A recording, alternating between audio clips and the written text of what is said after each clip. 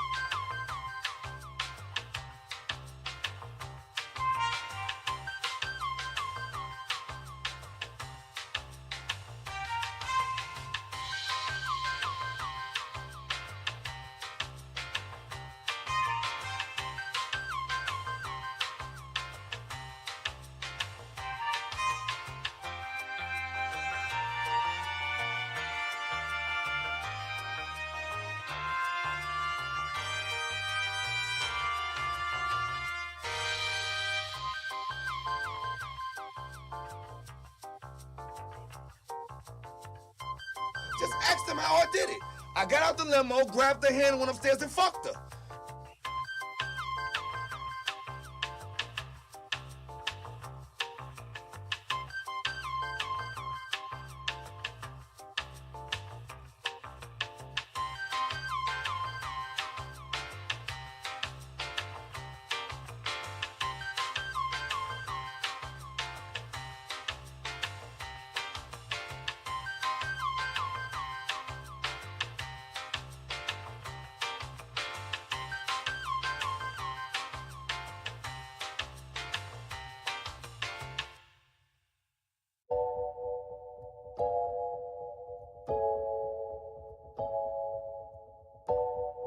I would have been swallowed up. Have you ever been swallowed up? Have you gone through a time of swallowing?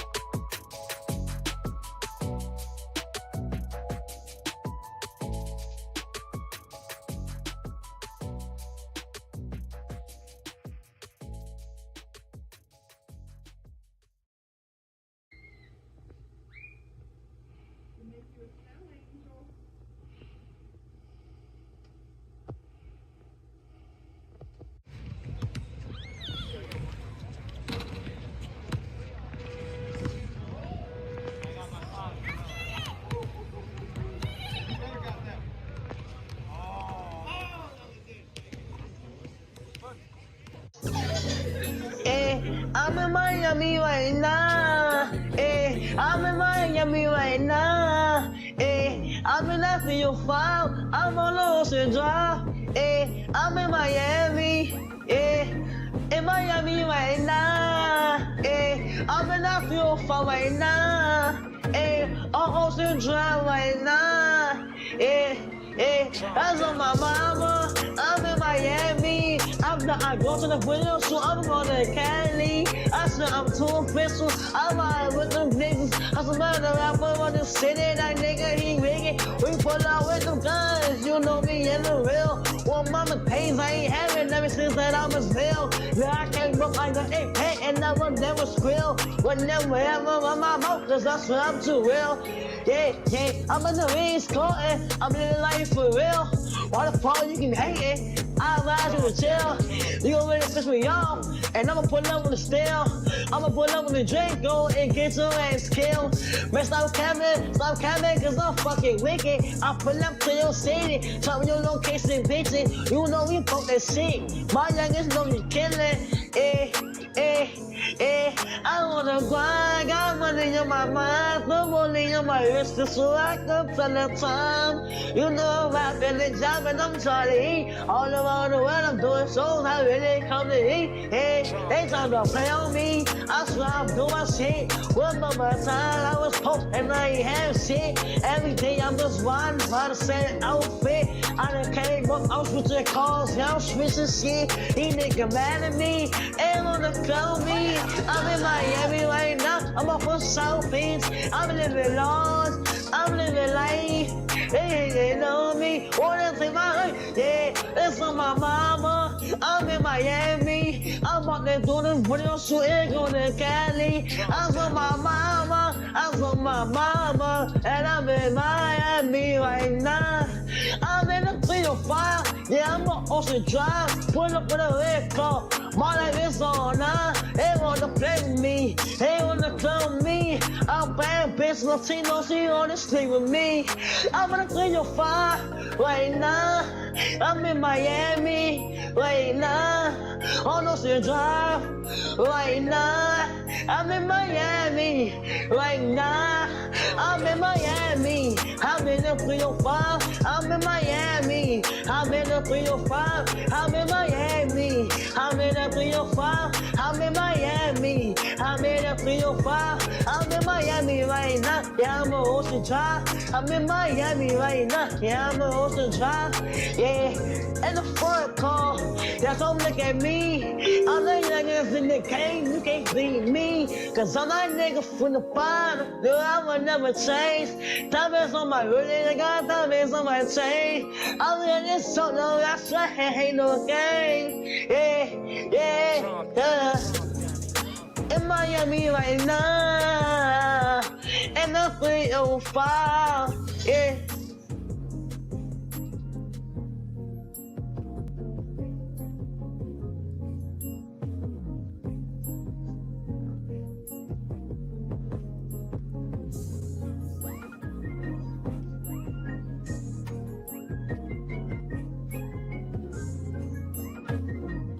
Everything you went through to get here, everything we did to get here, we made plays all night. We do because that's what the Eagles do. Yes, sir. We do that together. The lower leg area, and Maddox comes in and makes a huge play. Now the Eagles get it back. We're going to run some clock, or maybe it's throw the dagger. Hurts going deep for it all. Devontae Smith, he has got it. Touchdown. Wow. For Devontae Smith, everyone thinks Saquon's getting the ball. Hurts again, has all the time in the world, and he makes the throw of his life on Jalen Watson. Smith beats him. One of the unselfish receivers in the NFL with maybe what could be the dagger today for this Eagles offense and this Chiefs defense. As Brandon Graham's trying to give you a big hug here. Yeah! Boy, I appreciate you. I appreciate you too. Appreciate you. Let them know. Let them boys know, man. Tell them get off your back. Well, that's exactly what I was going to ask. You said after Super Bowl 57, you sat in the locker room and you thought to yourself, I'll be back. You got back, and now you're a champion. How does that feel? You know, God is good. He's greater than all the highs and the lows. And I think, personally myself, I've just been able to use every experience and learn from it. The good, the bad, all of it, using it as fuel to pursue my own greatness. And I think I couldn't do any of these things without the guys around me. You know, we had a special group this year. We were able to learn from the past and get some nice new pieces and get over that hump. And yeah. Jalen, in talking about the pieces around you, from what you guys were able to do on the offense tonight and what you were able to do on the defense, how do you even put that into words? I mean, no one saw this coming. I think number one, defense wins championships. Defense wins championships, and we saw how they played today. We saw the difference they made in the game, and they gave us opportunities, gave us short fields, and we're able to do what we do. Look at the confetti. Look at the confetti. That was the picture you had on your screensaver, was the confetti from 2 years ago. How does that look? I'm still processing it. I'm still processing it, but just can't wait to enjoy this with my family and soak it in. Congratulations.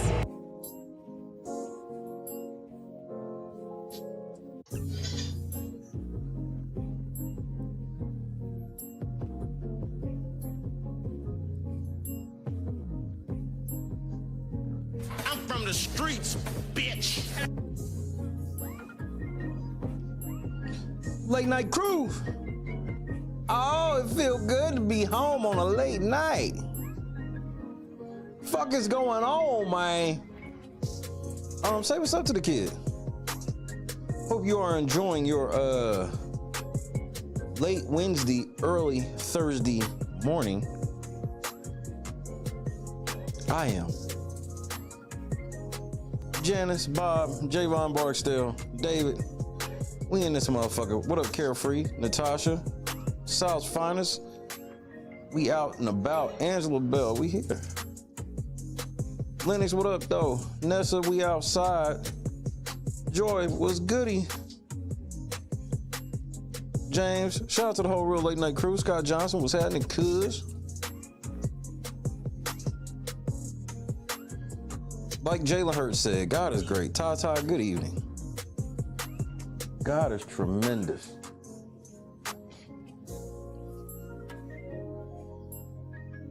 I'm glad to be back, bro. And yes, in true me fashion, I'm back pissing people off immediately. If y'all think that them timeouts will ever make me consider not telling the truth, if you ever thought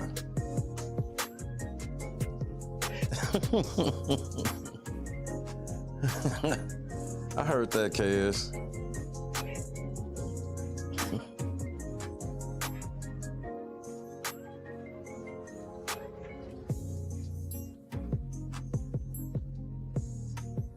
It's a new day, yes it is. Who gonna get Dank pregnant? Nigga, Dank been pregnant 4 or 5 times and she ain't even know it. This is already starting off bad. We did do the upload earlier. I hope you got a chance to hit the like button. All hands on deck, man. We gotta see who just be saying shit. We gotta find out who about that action, and we gotta find out who just be saying shit. You feel what I'm saying? I'm about that action. Steven, what up, though? Mac Daddy, what up? Hey, bro, it ain't nothing but a G thing. Niggas gotta pay what they owe. Ain't none of this shit free. I keep telling these niggas this, but they gonna learn one way or another. Even if I gotta be the one to show them. Even if it's gotta be me. Academics will be getting terminated from YouTube, and it will be my fault. I promise you. Only I can make such lofty promises. But then again, I'm probably lying. Wait a minute, let's get ready for work. Hey, Dub. Shout out Kendra, Clee, Rhonda, whoever the fuck else.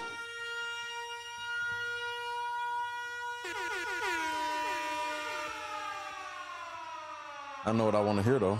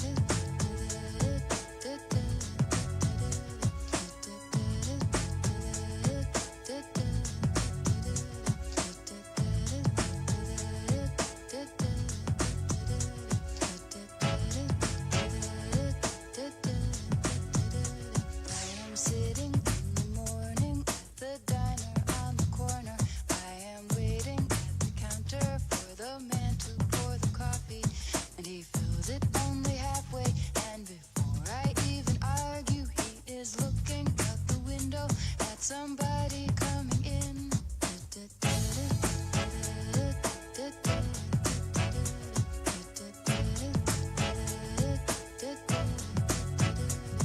It is always nice to see you, says the man behind the counter to the woman who has come in. She is shaking her umbrella, and I look the other way as they are kissing their hellos, and I'm pretending not to see them, and instead I pour the milk.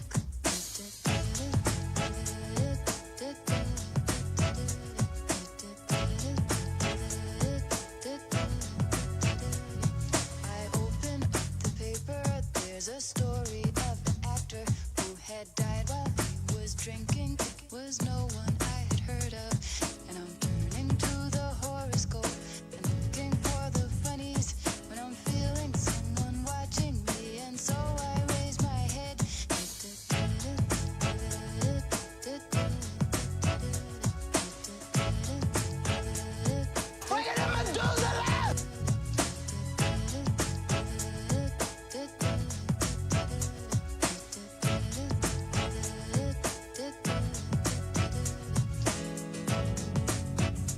There's a woman on the outside looking inside. Does she see me?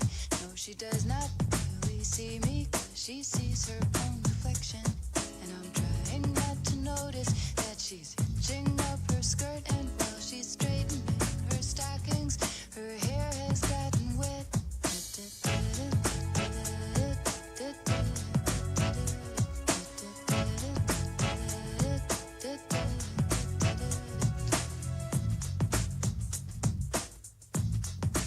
Oh, this rain, it will continue through the morning as I'm listening to the bells of the cathedral. I am thinking of your voice.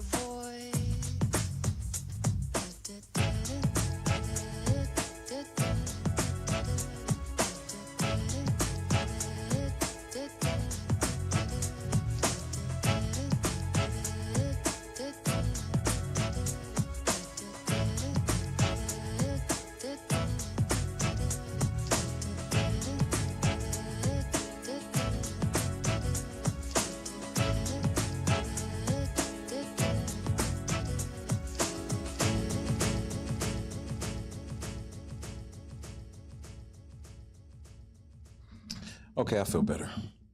I got a couple of questions. First of all, before we get started, let me say something to you K-bots. Drake is an industry plant too. That's why people like LeBron James turned they back on him. These niggas got the motherfucking they got the signal that they not allowed to be friends with Drake no more. It's a big ass club, bro, and you niggas ain't in it. Oh, that's right. Y'all don't even know what comedian said that, because y'all didn't pay attention when he was alive.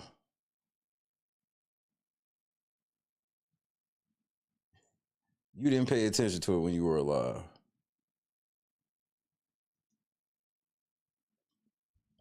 But, remember when everybody was making fun of academics saying, oh, anybody that's got some shit to say, you just a K-bot. Let me show you why he gets power in saying that. Let me show you these K-bots. Technical It was George Carlin. It's a big old club and you ain't in it. 2 people in the cup one time. Number 5 in the cup one time. Joy in the cup one time.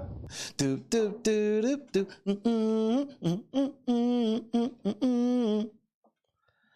Chloe, what up though? Let's talk about it right quick. See, this is why I don't listen to I don't watch YouTube and listen to anybody talk about music, because nobody on YouTube knows what the fuck they talking about except a handful of motherfuckers who ain't popular. The rest of you niggas don't know what the fuck you talking about. Screwface. See, y'all niggas kill me, bro. Quote, it was a bad performance and everyone hated it. End quote. I'm gonna keep it a buck. The hate for this show is only racist and hurt Drake stands. So where do I fit in? I didn't like Kendrick's performance because he was black. This is what y'all stupid ass niggas is. Bro, y'all niggas kill me, bro. This is goofy. I don't have no problem with Screwface or nothing like that, but this is why I don't really dip into that space. This is why I don't speak on that shit much, because it's all controlled by the industry, and all of these niggas be acting like these niggas are not. These niggas is fucking plants. And I'm not talking about Screwface in particular. I'm talking about like Kendrick and Drake. Let me prove to you. I'm gonna prove to you in one video right quick. I'm gonna prove to you in one video that Kendrick Lamar is a plant. Josu, what's happening? Don, what up? One video, watch this. Tactical nuke incoming!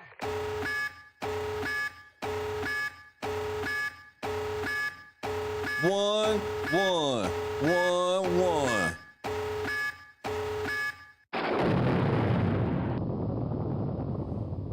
The citation for the Pulitzer Prize in Music for distinguished musical composition by an American that has had its first performance or recording in the United States during the year. Awarded to Damn by Kendrick Lamar, a virtuosic song collection unified by its vernacular authenticity that offers affecting vignettes capturing the complexity of modern African American life. Congratulations, Kendrick Lamar.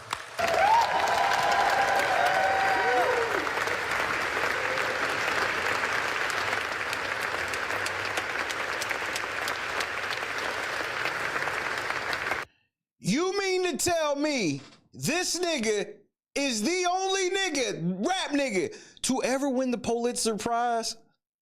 And he ain't a plant? this nigga won the Pulitzer, bro, for Damn. Stop. First of all, if we want to get into the introspective rap, the uplifting bars, the bars that talk about the black experience or what could be perceived as the young African-American experience, Lupe Fiasco is destroying this nigga on every aspect of the game. First of all, Lupe rap way harder than this nigga. We not even gonna play this shit. And they tried to put Lupe where they put in Kendrick. Lupe didn't want to play the game though. Lupe went to the White House and dissed the president. Some shit Kendrick would never do because he don't want to lose his position. This nigga won the motherfucking Pulitzer, nigga. They gave Obama, war president, the Nobel Peace Prize. See what they did, and this is where everything got fucked up in this new day. They took all the awards and stuff that we held in high regard as the general public and just start giving them to anybody. So that way we would start taking whoever they gave it to seriously, even though the person didn't deserve it. This nigga does not deserve you telling me the only rap album ever that deserved a Pulitzer Prize was Kendrick Lamar's? Man, y'all can try whatever y'all want. I still don't like the nigga. When Lupe dissed this nigga on SLR2, he ain't say shit. So again, he the best battle rapper. He's only been in a beef with Drake, nigga. Now beating Drake makes you like this rap nigga you are afraid to rap against. Says who? This shit was a setup from beginning. How the fuck did this even, how did this rap beef even start? Do you remember? What's up, Amber? Chief Red, what's happening? How did this motherfucking beef even start? Does anybody remember? Kendrick basically disses J. Cole and Drake at the same time, and then J. Cole Homer Simpson his ass in the bushes like he knew what was about to happen. Yeah, everybody forgets that part where J. Cole tucked his tail and ran because J. Cole's a fucking industry plant too. He's been one.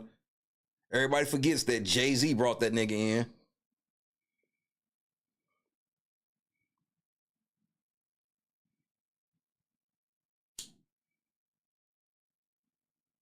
This nigga Kendrick has been planted forever. They've been trying to get him crossed over to white people forever. Kendrick, look, somebody, y'all be getting mad. Kendrick don't have hits like that. These crossover radio hits, Kendrick Lamar does not have. He don't. Drake got way more crossover hits than him. Even the corny shit I hate, Drake got way more radio hits than Kendrick. Why are y'all lying? This nigga won the fucking Pulitzer, nigga, and y'all niggas is like, yeah, this is an authentic nigga from the streets, nigga. He really what Compton's about. He bullshit. Bullshit. Him and Drake work for the same fucking company. Y'all still don't get it yet. Drake sitting here, Drake files a lawsuit to try to tell y'all how the game works. Y'all niggas called him a hoe. Drake did the biggest solid for me he's ever done, was to tell the truth about how this game be working. Granted, he only telling the truth about how the game working because now they taking the torch from him and trying to give it to somebody else like they always do. If they can't get you to usher in the next nigga, they will get the next nigga to win at your expense. That's why you can't even be big out in the West Coast unless you fucking with Dre. I don't give a fuck how good of an artist you are. You will never be considered a mainstream giant coming out of anywhere near LA without Dr. Dre's blessing. You know, the same shit Kendrick has since day one. You know, the same shit that Eminem has since day one. You know, the same shit the motherfucking 50 Cent has since day one. You know, the same shit that Snoop Dogg had since day one.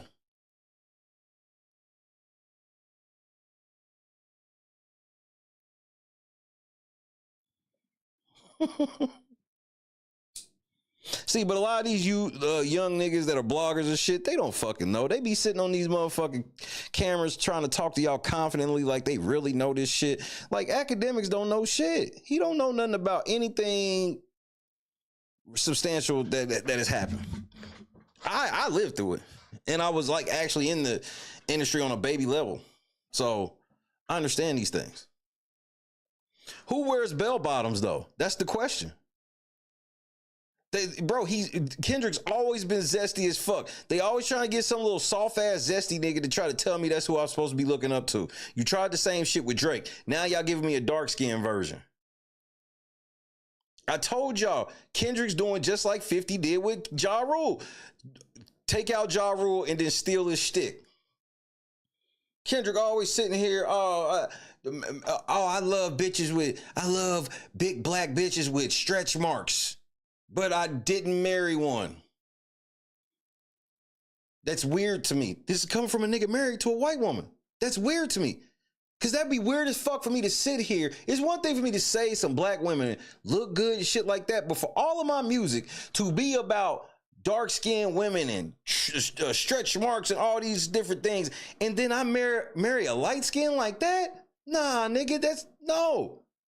And everybody lets him get a pass on that shit.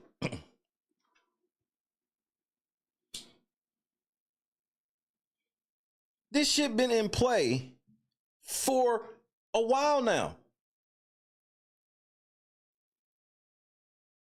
That's why Drake is suing. Drake don't want to be like every other artist before him that just got dumped to the curb.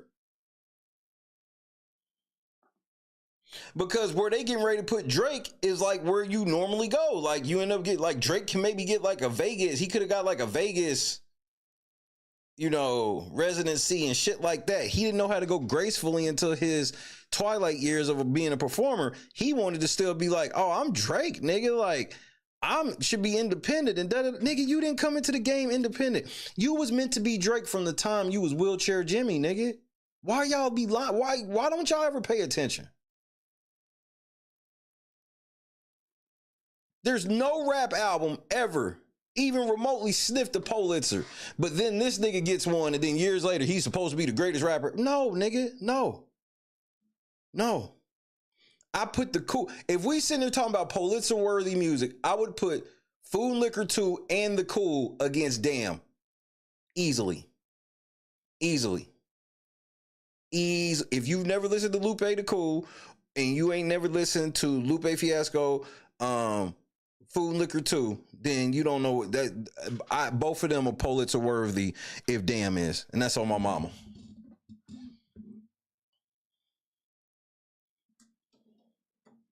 This nigga sit here, been blaspheming against God for years now, which is typical for niggas that, want to make this type of come up. Because don't nobody feel sorry for Drake. Drake, you was getting this same treatment. Meek Mill was kicking your back end. Ain't that what the kids say now? Meek Mill was kicking your fucking back end. People forget that beef. I don't give a fuck what nobody saying. Real time, Meek Mill was fucking Drake up. Drake wouldn't drop any song. He dropped one song that was aight, and then he dropped Back to Back, which wasn't even a diss record. It was just a fucking club song. And they gave Back to Back the same fucking treatment they gave Not Like Us. They just gave Not Like Us just a little bit more of a push than Back to Back. Drake was on fucking everywhere, singing Back to Back, and everybody swearing Back to Back was like the greatest diss song ever. Belt to ass. Talk that shit, Lefty. Appreciate it, JC. We back.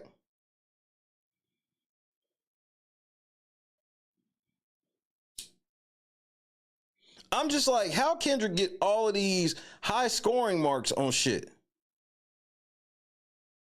And this is with me saying that anybody that is a Kendrick fan that thinks his music is top notch, this is me saying I don't disagree with how you feel about his music. I don't think his music is so bad to where I'm like, oh no, that nigga's trash. Like, why would you ever? He's not as good as they're trying to tell us. Damn was not Pulitzer worthy. Stop.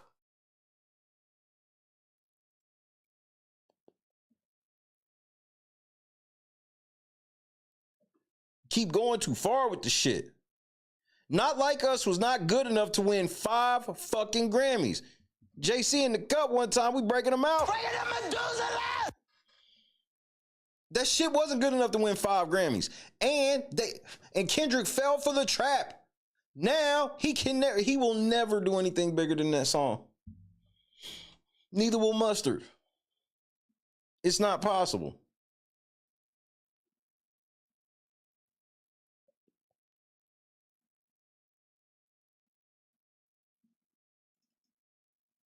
Kendrick Lamar is the first rapper to win a Pulitzer Prize for music, a seminal achievement for Kendrick, for hip-hop, and for the Pulitzer Board.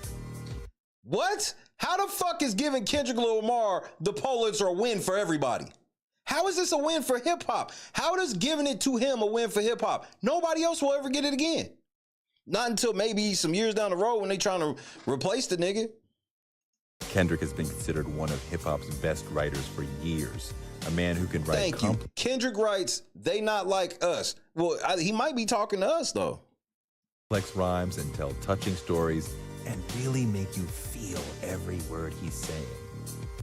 Bro, and this whole thing of Kendrick Lamar is the only rapper ever that did storytelling is wild.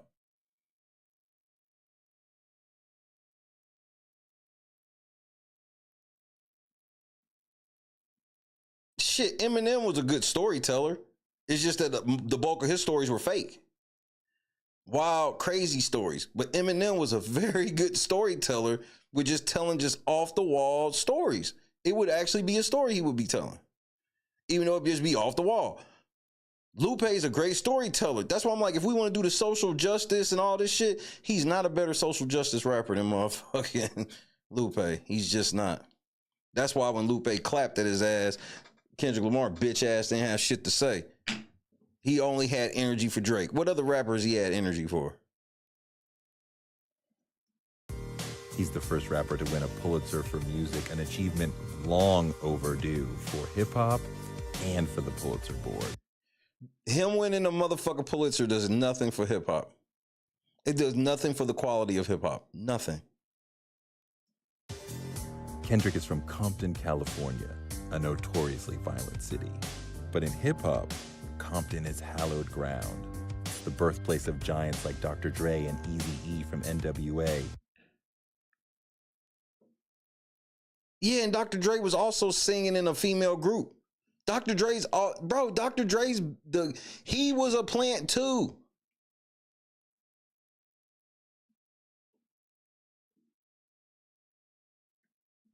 See, everybody forget that Dre set everybody at death row up. This nigga left, it was like, I don't want my master, I don't want nothing, I just want to leave. So I can start over. Then how does he start over? Oh, yeah, I'm going to start this new label called Aftermath. Oh, shit, I found this little white boy named Eminem.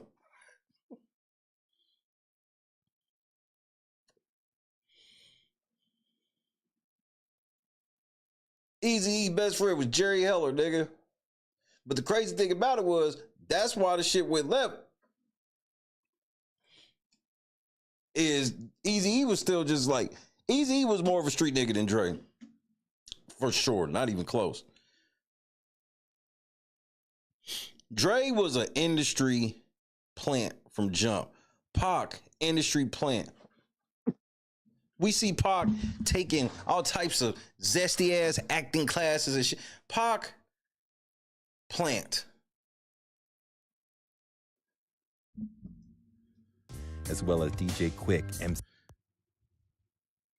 Kendrick signs new deal with UMG, then sweeps Grammys, then Super Bowl. Like with the album, everything just the album, the beef, the beef, then the song, then the Super Bowl announcement, then the surprise album. I was like, why would y'all say this album is a surprise? He had to come out with something before fucking shit. And then all of a sudden, he drops an album at the end, and all of a sudden the Grammys, five awards for UMG didn't have nothing to do with Kendrick getting 5 awards dissing the nigga they in court against.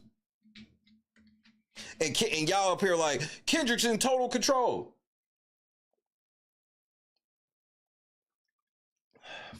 He ain't nothing but a puppet, nigga. Look at goofy ass Serena Williams. Look at goofy ass Serena Williams.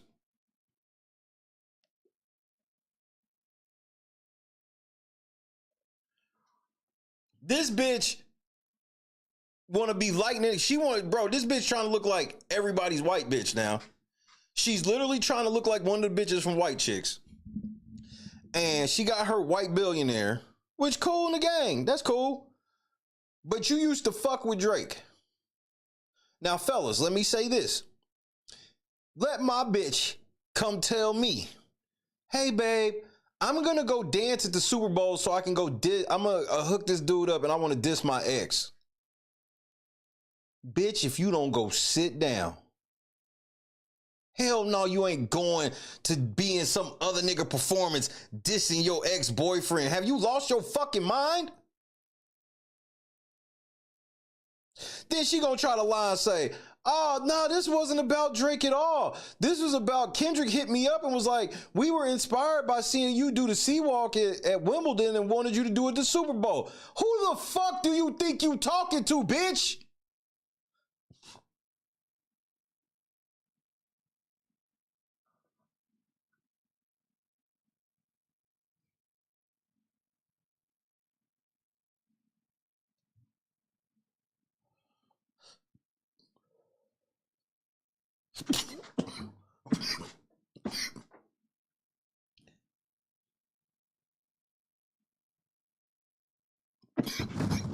Beyonce, industry plant.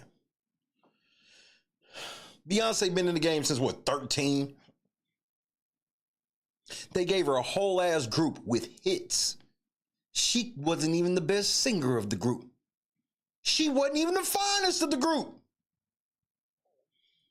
But everybody, for some reason, kept knowing that she was the one.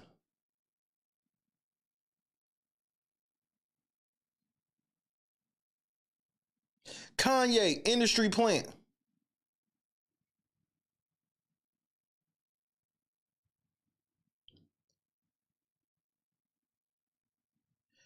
Taylor Swift, industry plant. How did Taylor Swift even become big? Nobody knew who this bitch was until what? Kanye do what he's so. It was Kanye for the first time doing what he's now famous for doing. Just crashing out. That's what Kanye is. Kanye's the crash out nigga.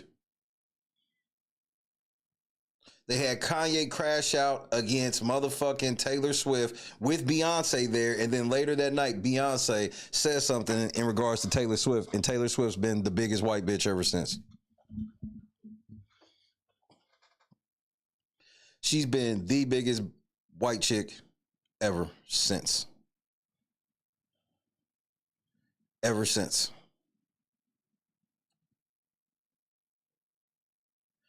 Y'all watching Kendrick get all of this shit, and y'all sit here and y'all talk about gatekeepers, Illuminati, y'all talk about all this shit still. But then somehow y'all want me to believe that Kendrick has bucked the system, and while bucking the system has given him everything he's ever wanted. That's not how any of this shit works.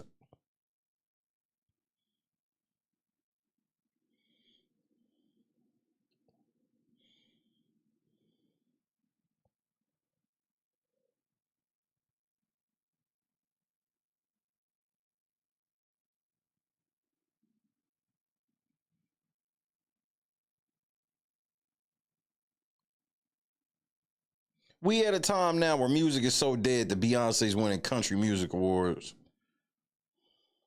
C8 and the game. It's a gritty place, but also a place where a lot of people have grit. Serena Williams, Ava DuVernay, and Richard Sherman are all all from Compton. Kendrick grew up around gang life, seeing dead bodies in the street and trying to survive the war on. And this is from Vanity Fair. This is a Vanity Fair video about Kendrick Lamar and why his album is transcending. Look at this picture. What the fuck does Kendrick have to do with this? Is one of these niggas Kendrick? No? So what does this have to do with Kendrick? This is all propaganda, bro. Drugs. As he once wrote, he was, quote, just a good kid trying to keep it neutral, trying to keep it positive. And that's supposed to be like massive bars? I've heard Kendrick say way better bars than this. He put out his first mixtape in 2004 at the age of 16 under the pseudonym K-Dot, but he made his name with his studio albums. First Section 80 in 2011. Why are music labels pulling down? Like, if you play some shit from Section 80, it's not going to be TDE that takes the motherfucking copyright on it. Wouldn't that just be TDE in 2011? Why would it be somebody else? You sold your other shit? I thought you independent.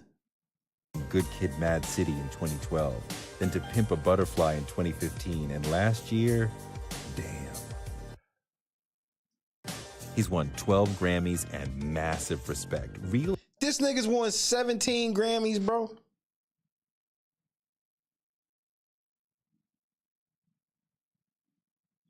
And he's not a government plant, or he's not an industry plant.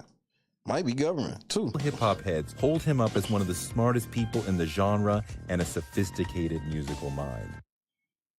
And he just be kicking it with Jay for years. For many fans, giving Kendrick a Pulitzer is not confirmation of Kendrick's greatness because they already knew that. A century and a half ago, young Joseph Pulitzer found his way from Budapest to America and created a publishing empire. He died in 1911, and in his will, he founded the prizes that would create his legacy: awards for journalism, letters, drama, and education. Where the fuck does Kendrick Lamar shit fit in that? The Pulitzer Prize for Music was added in 1943. The winners have all been extraordinary, but they've been limited to classical and jazz. So the message from the Pulitzer Board was clear. All the real intelligence and greatness in music is in classical and jazz, period. And I stand on that. As somebody who would rather listen to hip hop first, it is.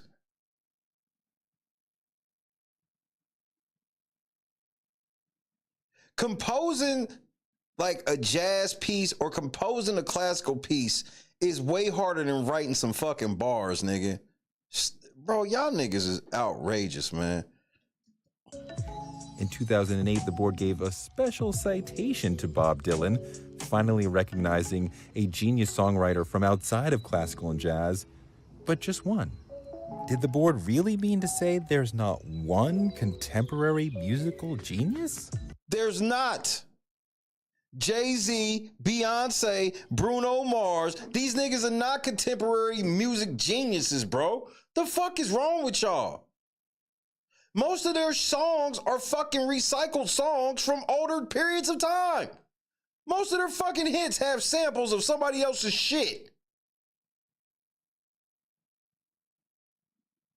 Neither is John Legend, nigga. What was that, Lady Gaga shit? Man, y'all gotta cut this shit out, bro. By crowning Kendrick, a hip-hop artist in the prime of his career, the Pulitzer Board has sent a message larger than just back. You see, they're admitting that this is political. This ain't about Kendrick. You heard them. By giving it to Kendrick, they send a message. Why are they sending a message? I thought we just supposed to give it to the nigga that won. Nah, it's a political message behind it. Guy's brilliant. It's saying hip-hop is a complex art form that deserves respect from... And y'all all are falling for a hook, line, sinker.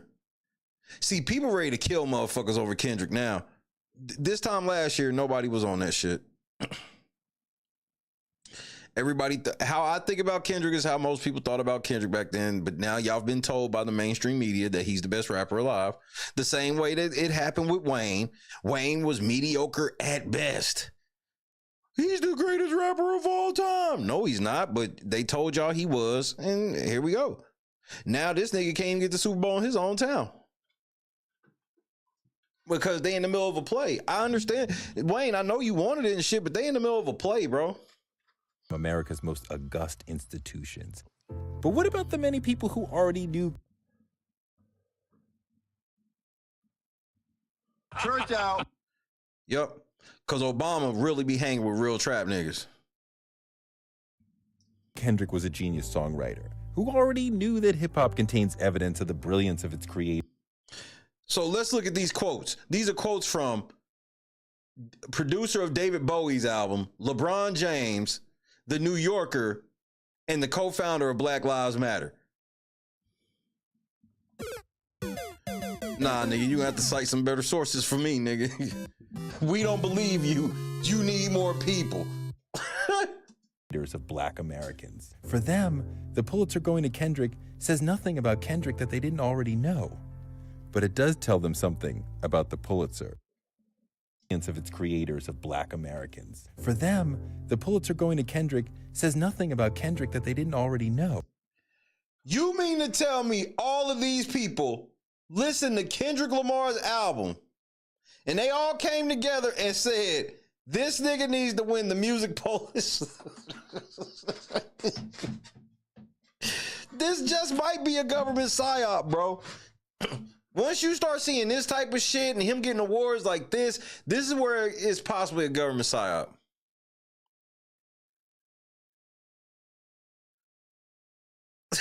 Like, this board was listening to Damn, and they all came around each other, was like, hey, you know what? Hey, y'all, we might have to get that to Kendrick. Total DEI award, nigga. You want to know how it's proof there's a DEI award? The only black bitch in the entire picture they made stand where? To the only other black person in the picture. You can't make this shit up, nigga. They made sure. Hey, you stand by Kendrick.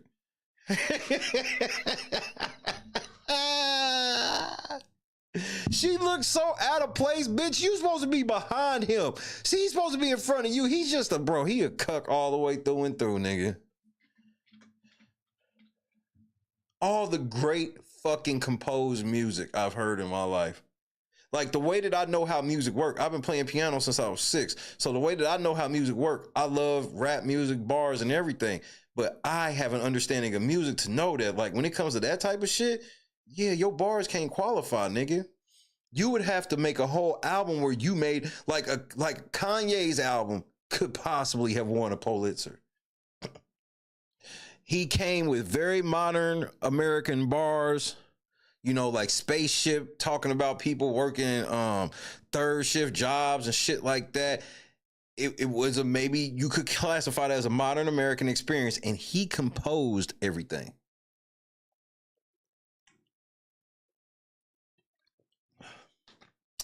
I guarantee there's 1 million credits on the damn album.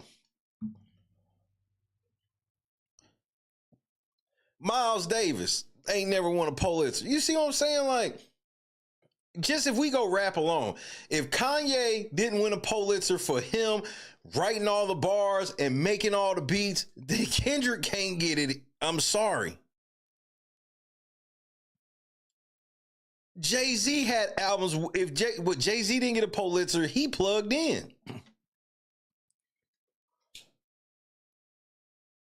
This shit weird. But it does tell them something about the Pulitzer. Finally, this hallowed American institution has woken up to realize DEI talk that there's genius in hip-hop. I've been writing my whole life, so to get this type of recognition, it's beautiful. Congratulations. And that's all this nigga got to say about winning the Pulitzer, bro. Get the fuck. And with that, we've melded the legacies of a hardworking Hungarian immigrant and a once-in-a-generation musical talent from... This nigga is not that great of a rapper. He is not a rapper to where I say he's one in generational talent, bro. He's generational. Once in a lifetime is Kendrick Lamar? No. No. No. Compton. Damn.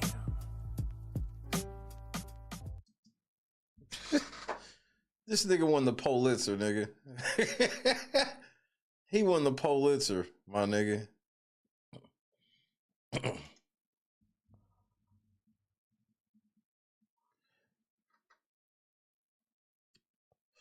Let's peep some other shit. Kendrick Lamar is fresh off performing at one of the biggest events in America, the Super Bowl. Last year, Kendrick seemed to take the title as the biggest rapper in hip-hop. This year, that only became more obvious. Not only did he sweep at the Grammys, but he also performed at the biggest event of the year. And this nigga's leaving. Because he's a racist. Because if you didn't like this shit, you were racist.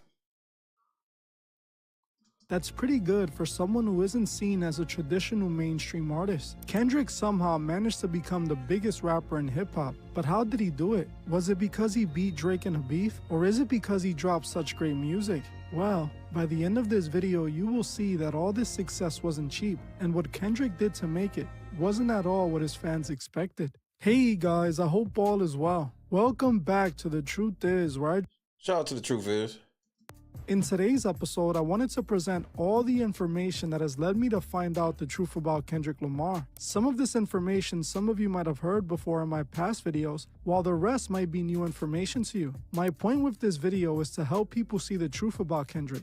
I don't care if you listen to his music or enjoy his music, as I'm not trying to convince you to stop listening to it. My goal is to help you see Kendrick for what he really is. This way, you can determine for yourself whether he's who he claims to be, or if he's a wolf in sheep's clothing. I say wolf. From investigating Kendrick's music over the years, I have come to the conclusion that he isn't who he claims to be. He claims to be a Christian, but his actions don't match. He pretends to act as if he's pushing a positive message through his music, but what I found in his lyrics don't seem to match that. Now I will present all of my evidence so you can determine for yourself. First, let's start with the beginning of Kendrick's career. Kendrick Lamar rose in popularity all the way back in 2012 when he dropped his successful album Good Kid, Mad City. This album came after Kendrick was co-signed by Dr. Dre, who at the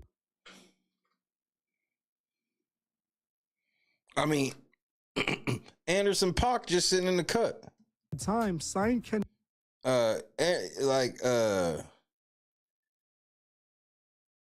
What are we defining as Christian?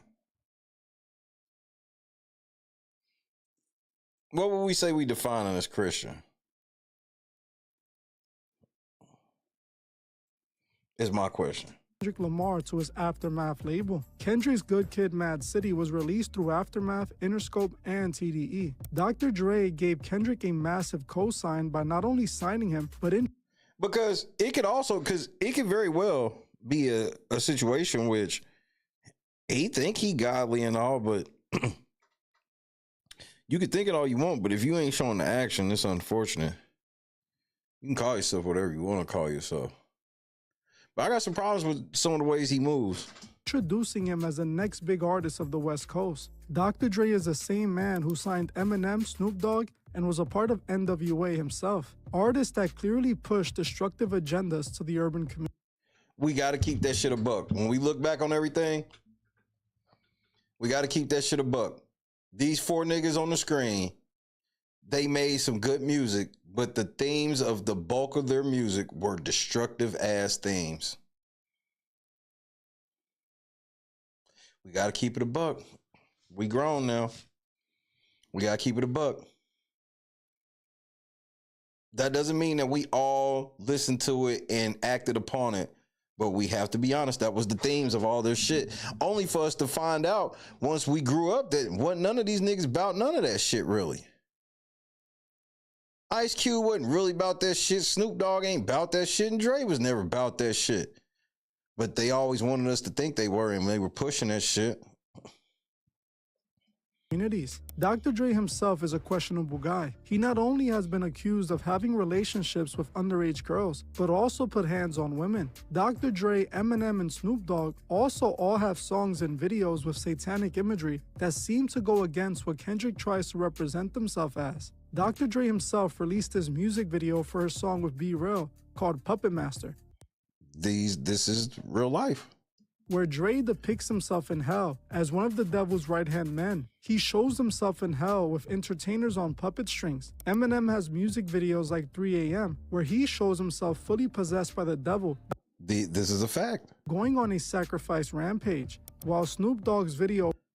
Kendrick makes godly music. Yeah, we don't do that over here. We not gonna sit here and like spit shit that's not factual. Kendrick Lamar does not make anything that we consider godly music. For Murder Was the Case, depicts him selling his soul to the devil before meeting Dre and becoming a rap star. Dr. Dre. And he did Murder Was a Case when he was literally facing a murder charge, and he sold his soul to the devil to beat that murder. Dre signed Kendrick Lamar and is responsible for introducing him to the world on a mainstream level. Isn't it strange that an artist who claims to be Christian would sign to a producer who called himself the devil's puppet master? That's not weird to you? That's not weird to you? See, I know how they want you to look at Dr. Dre, but Dr. Dre look different when you look at him from this point, don't he? And showed himself in hell as the devil's right-hand man. Isn't Oh, y'all cats are killing me, bro.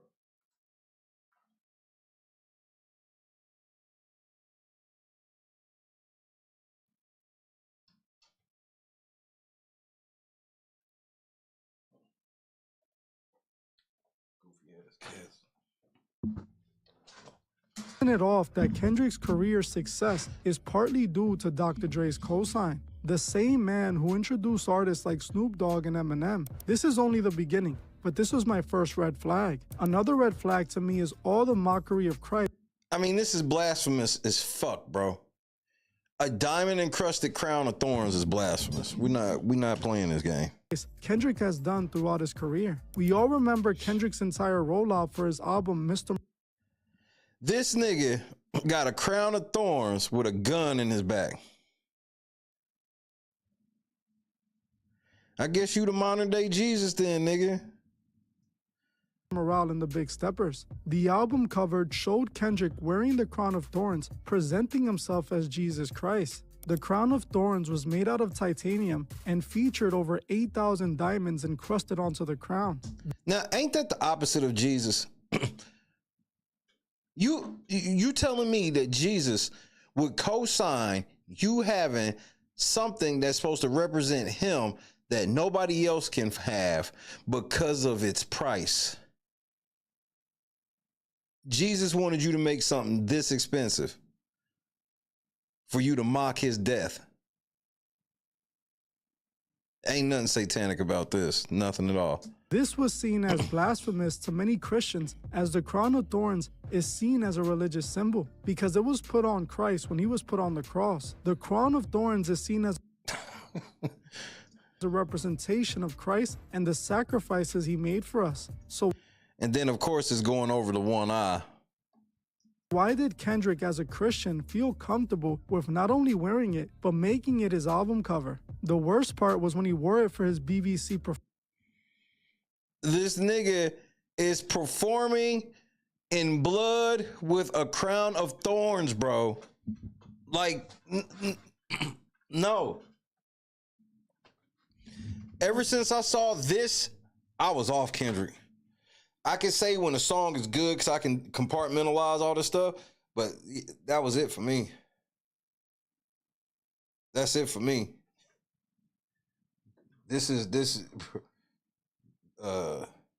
Hell yeah, Kendrick is Lucian Grain's puppet. Talk that shit. This level of blasphemy, I'm good, my nigga. I'm good. I don't give a fuck, bro. I don't care about y'all niggas calling me lame. I'm the coolest nigga in the world. I don't have to worry about what y'all think. Like, I'm not going for this. Performance. He was seen with fake blood trying to imitate Christ. In that performance, while seemingly mocking Christ, he was standing up for women's body rights, meaning women's rights to abortion, something that wouldn't. You wore this crown of thorns, depicting yourself as Jesus, while you were rapping about women getting abortions. You know, Rick is so wild and has went so far off the meter. It's shit that I can't even tell you on TV. I mean, you know, for the sake of our friendship, you know what I'm saying? I'm not even gonna bring it up. But trust me, he's went there. He has went where it's like, yo, Rick, man, what the fuck is wrong with you, man? You done took this shit too far. And his response is like this: there's no such place. Darkness, let's go to the abyss, nigga! I'm not with it, man. I don't want to go to the abyss, man. You know what I'm saying? Rick wants to go to the abyss. In fact, he dwells in the abyss. Rick James dwells in the abyss, okay? And he wants company sometimes, you know? And for some reason, he likes to reach out for me. Whenever I'm around, when he wants to go there, he will reach out for me to try to take me to the abyss with him. And I'm not with it, man. I'm not with it. And that's when we end up, you know, tussling or whatever. You know what I'm saying?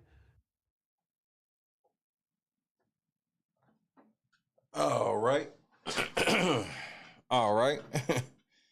All right. Yep. Be seen as acceptable by Christ or most Christians. In this performance, he was clearly presenting himself as Christ, which for a Christian seems to be disrespectful and seems to fall in line with Hollywood's constant disrespect of Christ. Kendrick also presented himself as Christ in his music video for N95. This ain't blasphemous. This nigga levitating on an invisible cross. Like, come on, man. Like, this is why they want to put him on. You willing to mock God like this, they'll put you on.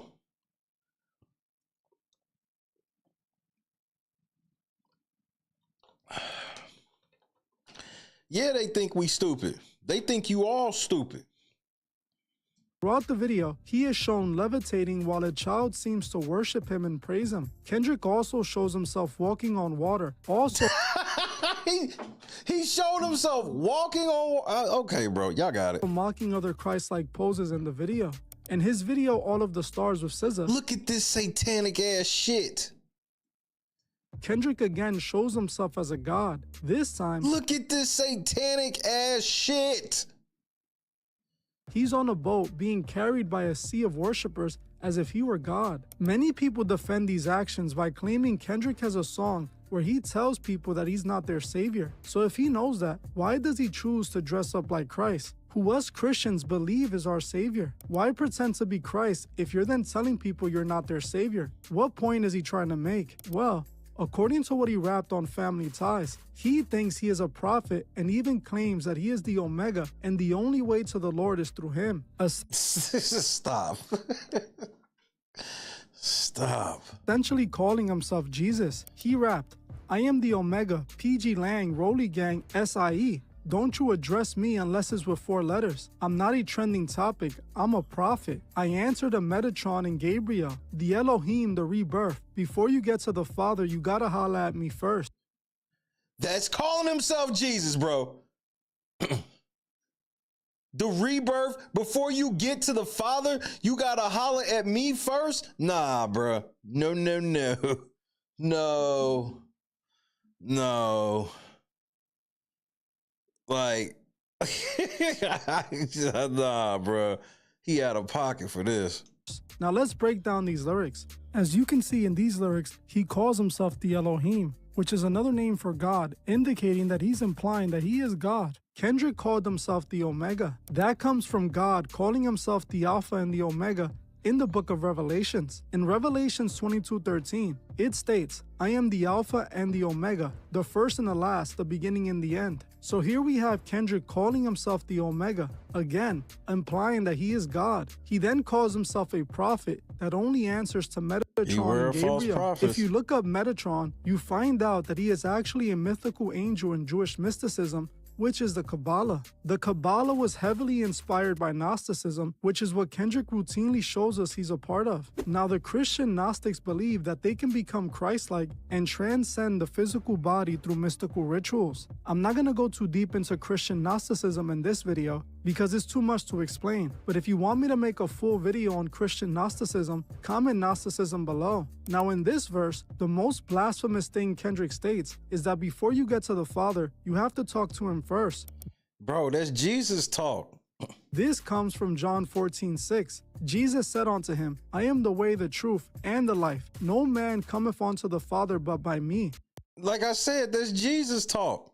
Clearly, Kendrick is claiming that he is Christ and that he is the only way to the Father. So seeing all of this imagery depicting himself as Christ, it's not just imagery. It's connected to what he believes, and he believes he has transcended to a level of Christ. These lyrics are as blasphemous as him wearing the crown of thorns and pretending to be Jesus Christ. This was the second red flag. Let's move on though. The next thing we need to talk about is his SNL performance from back in 2014. During this performance, we can see some extremely questionable imagery come from Kendrick Lamar.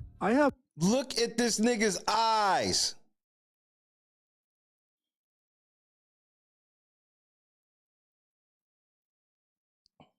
You see this shit?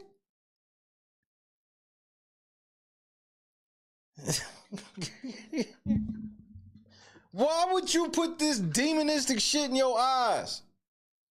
You look like you up there with no soul.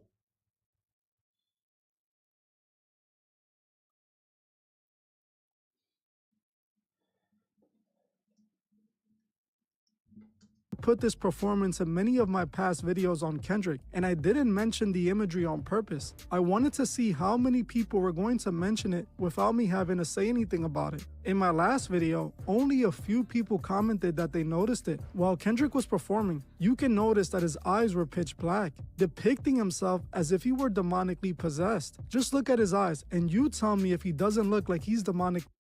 He might actually be demonically possessed. With them damn T-Rex teeth. Bottom of his shit like Baraka. Be possessed. The way he's performing and the faces he's making don't sit right with me and can't be looked at as anything else. Kendrick wanted to look as if he were possessed for this performance. Again, if he's a Christian, why would he perform like this? This presents Kendrick as he was being controlled by demonic forces. But this honestly isn't out of character for Kendrick, as he has spoken about deals with the devil in his music and has depicted himself as a fallen angel in past videos. In his song named Kendrick Lamar, he states he would never sell out, but if you carefully read the lyrics, he admits to doing just that. In the song, he raps, "So just to get $1, would I sell my soul? I look the devil in the eyes and tell him hell no. They say anything worth having is worth the wait. Well, I want the world, tell him how long that takes. There is no time like now, I'll cut my patience short." Even though Kendrick starts the line by saying he would never sell his soul to have the world, by the end of the line, he confirmed that he compromised and sold out. The line is telling us that Kendrick wanted the world. Well, I want the world. Tell me how long that takes. But didn't want to sell out. But he saw how hard and much longer it would be to make it on his own, so he cut his patience short and sold out and took the deal, implying that Kendrick chose to sell out and compromise who he was to make it big. He states similar ideas in several other songs. In his song For Sale, Kendrick talks about a battle between himself and Lucifer. In the song, Kendrick raps, "You said to me, you said your name was Lucy. I said, where's Ricardo? You said, oh no, not the show. Then you spit a little rap to me like this. When I turned 26, I was like, oh, you said to me. I remember what you said to me. You said, my name is Lucy, Kendrick. You introduced me, Kendrick. Usually I don't do this, but I see you and me, Kendrick. Lucy, give you no worries. Lucy got a million stories about these rappers that I came after when they were boring. Lucy gon' fill your pockets. Lucy gonna move your mama out of Compton, inside that gigantic mansion like I promised." Who the fuck do you think Lucy is, my nigga? Are you niggas this dumb? This shit really goes this far over your niggas' head? Who the fuck is Lucy? Wouldn't be short for Lucifer, would it? Lucy just wants your trust and loyalty. Avoiding me? It's not so easy. I'm at these functions accordingly. Kendrick, Lucy don't slack a minute. Lucy works harder. Lucy gon' call you even when Lucy knows you love your father. I'm Lucy. I loosely heard prayers on your first album, truly. Lucy don't mind, cause at the end of the day, you'll pursue me. Lucy go get it. Lucy not timid. Lucy up front. Lucy got paperwork on top of paperwork. I want you to know that Lucy got you. All your life I watched you, and now you're all grown up to sign this contract if that's possible. And you signed the contract. The nigga been telling y'all straight to y'all face and y'all just ignore it. He told you straight to your face. He sold his soul to the devil by signing that contract to Lucifer Grange. These lyrics, Kendrick is again referring to him selling out to make it big. Lucy is obviously supposed to represent Lucifer, with this song playing out as a conversation between Kendrick and the devil, where Lucifer metaphorically offers Kendrick the world for him to sell out. We again see these same ideas being pushed in one of his unreleased songs called Untitled 03-05-28-2013. In the song he raps, "A peace of mind, that's what the white man wanted when I rhymed, telling me that he's selling me just for $10.99. If I go platinum from rapping, I do the company fine. What if I compromise? He said it don't even matter, you'll make $1 million or more. You living better than average. You losing your core following, gaining it all. He put a price on my talent. I hit the bank and withdrew. Hit the bank and withdrew. Hit the bank and withdrew. Put myself in the rocket ship and I shot for the stars. Look at what you accomplishing." What he said to the boy. Wowzers. I'm gonna make you some promises that you just can't ignore. You're professing anonymous as an artist. If one don't target your market, if you ain't signing your signature when I throw you my wallet, a lot of rappers are giving their demo all in the toilet. Your world tour, your masters, your mortgage. Again, we see the same idea. Kendrick referring in his lyrics to selling out to make it big, as he clearly states that they put a price on his talent and he hit the bank and withdrew. Now we also see this Luciferian imagery in his music video for Counting Me Out. In the video, Kendrick appears to present himself as Lucifer. As in a point of the video, they show what appears to be a boy wearing all red and wearing angel wings. He is shown stumbling as if he were falling. He then walks to the center of the screen before he is shown as Kendrick Lamar. This is Kendrick Yo, the devil's in full effect. Lamar clearly representing himself as the fallen angel Lucifer. This isn't how is that not the only time Kendrick compares himself to Lucifer, as in his song Reincarnated, he again calls himself Lucifer. He raps in the song, "I can tell you who you are. You fell out of heaven because you were anxious, didn't like authority, only searched to be heinous. Isaiah 14 was the only thing that was prevalent. My greatest music director was you. I sent you down to earth because you was broken. Rehabilitation, not psychosis. But now we're here now. Centuries you manipulated man with music. Embodied you as a superstar to see how you was moving. You crushed a lot of people, keeping their thoughts in captivity. And I'm ashamed that I ever created that enemy. Then let's rejoice where we're at. I rewrote the devil's story just to take our power back. Carnage. Yeah, this nigga reading Kendrick. Yeah, Kendrick, I will give you this, Kendrick. You are a better rapper. But I will say him reading it like this will really let you pay attention to what Kendrick's actually saying. I recently broke this entire song down in my last video on Kendrick. So go watch that video if you want a deeper breakdown on that song. Clearly, you can see Kendrick literally comparing himself to Lucifer. Not even comparing, really. He implied that he was Lucifer. With this performance with the demon eyes and all of these song lyrics, you see why I think Kendrick isn't who he's pretending to be. Honestly, from all my research, I strongly believe Kendrick Lamar is a Freemason. He is definitely a Gnostic because it's what all the imagery and lyrics are pointing to. Kendrick has used one-eye symbolism that is attributed to Masonry and Gnosticism many times. He also added a Masonic phrase on the outro of the song American Dream. In the song, Kendrick rapped, "I gotta eat, I gotta make money with, I gotta feast, I gotta rely on what is known to a traveling man." The phrase traveling man, I was about to say traveling man, isn't referring to taking flights. It is actually a code word used by Freemasons to secretly alert each other that they're Masons. A Freemason might ask a person they suspect of being a Mason if they're a traveling man. If that person answers correctly, the Mason now knows he's a part of the club too. Kendrick was telling us that he was a traveling man, indicating his Masonic alliance. Remember, these are lyrics he's writing, he's choosing to tell us this. Most of the time, people aren't listening to the lyrics as they're focused on the beats and the flows. This indicates that Kendrick is a Freemason. The Freemason elites are the ones who bought up all the music industry. Now, I know most of my subscribers already know how the music industry works. I definitely do. The music industry is owned by 3 major record labels: UMG, Sony, and Warner Music. These 3 record labels are owned by billionaire investors. Companies like BlackRock and Vanguard own large percentage of these labels. Vanguard and BlackRock are 2 private investment companies that not only own a large part of the music industry, but also part of many companies. The rest of the music industry is also owned by billionaire elitists. These elitists that own everything have plans for the world that in order to achieve them, they must make people fall in line with their agenda. For example, how all these big companies started pushing woke propaganda. These companies don't sell more products by pushing woke propaganda. So why do they do it? They do it because the mind control. They hoping to eventually get, I mean, it's worked for for the most part.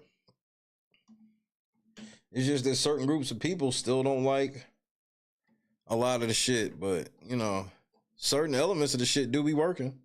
Elite who own these companies are pushing agendas through these companies. Through everything they own, they're trying to shape the way the masses think in order to convince them to accept what they have planned for the world. The music industry in Hollywood play an important role in shaping the masses. Now, all of these elitists are a part of the club, like I have proven time and time again. The Freemasons is an occult, esoteric, Gnostic organization that has a goal for the world. Their goal is to shape the world after their Masonic beliefs. Now, the best way to shape people's minds is by using celebrities, as they're the most influential people in the world. Just like they're doing with Kendrick Lamar, who is signed to UMG, that is controlled by the elites. The same elites that own the music industry also own the and the same elites that own Drake.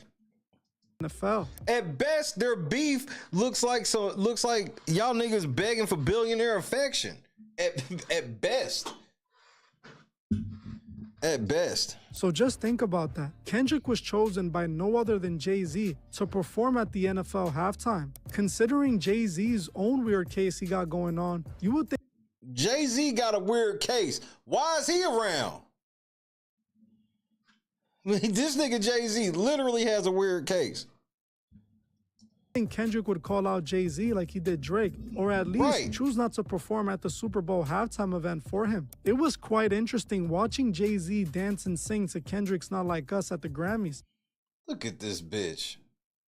While a woman is actively claiming Jay-Z was into minors back in the 2000s, wouldn't that suggest that Jay-Z is not like us either?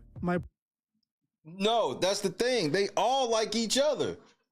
Point with this is that Jay-Z chose Kendrick Lamar to perform at the Super Bowl, with the NFL at that. None of this seems like something Kendrick should be doing. Now, for those who think I made this video coming at Kendrick because you think I'm a Drake fan, you're wrong in so many ways. It's a damn shame that everybody who don't like Kendrick have to state that they are not Drake fans, because that's how fucking lunatic Drake and Kendrick fans are. They're just like lunatic Republican and Democrats. You say something to a lunatic ass Democrat about some shit, oh, you're a Trumper. You say something about Trump, oh, you're a fucking liberal lefty. You niggas just, everything's gangs to y'all. I mean, Screwface told y'all, if you ain't like Kendrick's performance, you either a Drake fan or a racist. And I'm like, that's like one of the dumbest takes ever. That's a take from people under 40. That's an under 40 take, period. Because these niggas swear they control the industry and shit right now, even though they don't have no artists their age that are worth a damn. Billie Eilish.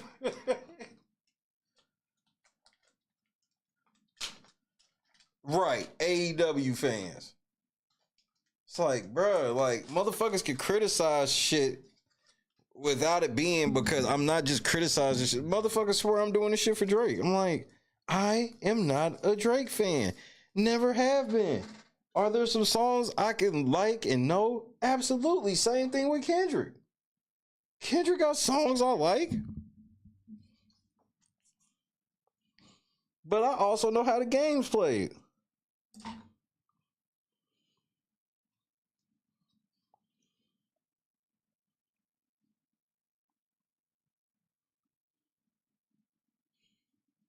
Kendrick was placed here, bro. He was.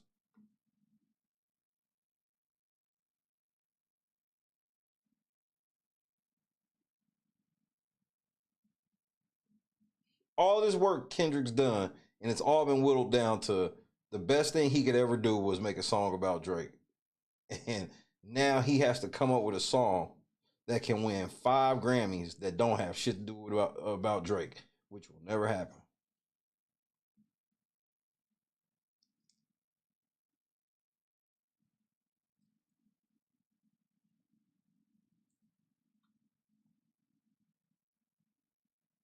What if Drake wins the lawsuit, right? Record labels got to pay Drake.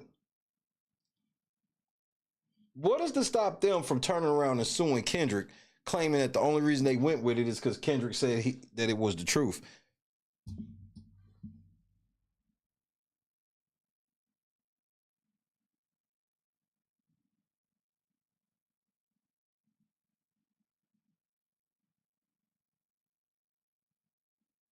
The Super Bowl halftime show is not the time to be doing performances that need to be decoded. I just want to say that as well. Some people got mad when people was like, bro, Pitbull got more hits. He do.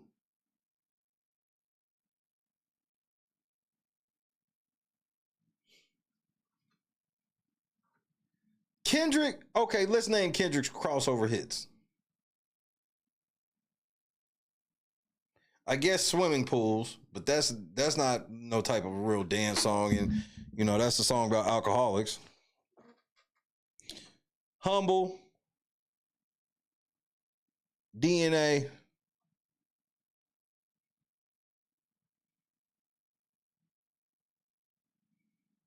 What else?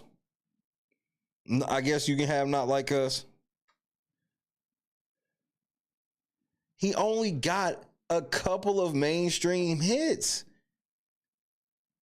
Drake can literally get up there and do, depending the era, Drake can do his hits from the beginning of his career, the middle, Hotline Bling, all that bullshit.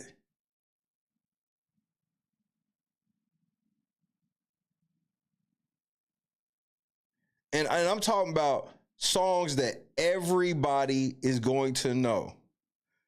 across both sides of the aisle. Songs that white people, and this doesn't mean you have to know every word to it, but you know of that song.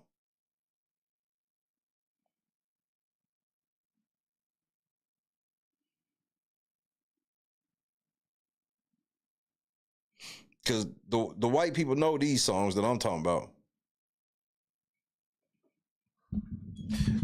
But to let me know that how much of a plant he was when they tried to come out and tell me that he just broke Michael Jackson's record. Man, here we go, bro. The great disrespect to Michael fucking Jackson, bro. Michael Joe Jackson.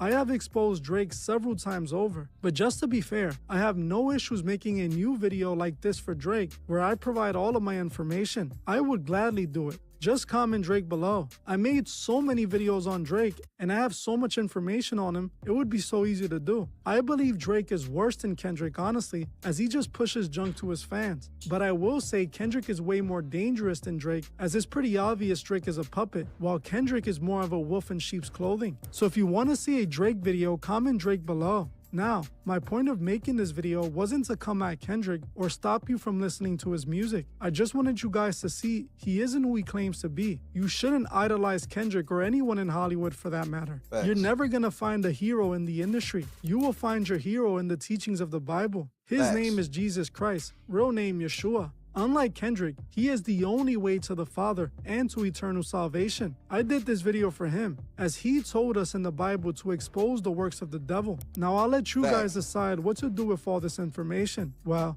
that's it for this video. I want to thank you all for watching, and I'll see you guys in the next one. I'm telling you, bro, like, this is a blasphemous ass picture to me. It is. This is a blasphemous picture.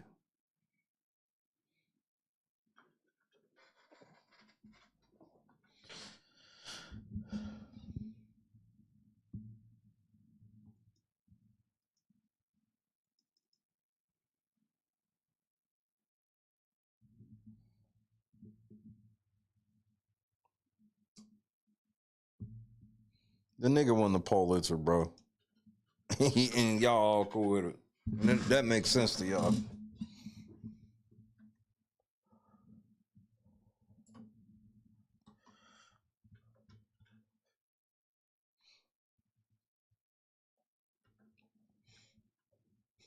Let me ask you a question, a serious question. Did he win 5 Grammys because Not Like Us is really that good of a song, or did he win it because he called Drake a pedophile? 1 for Is That Good, 2 for pedophile. Because he called Drake a pedophile. Because I'm trying to understand how a song that I do think is a good song, I do think he bodied Drake, very good song, 5 Grammys, no.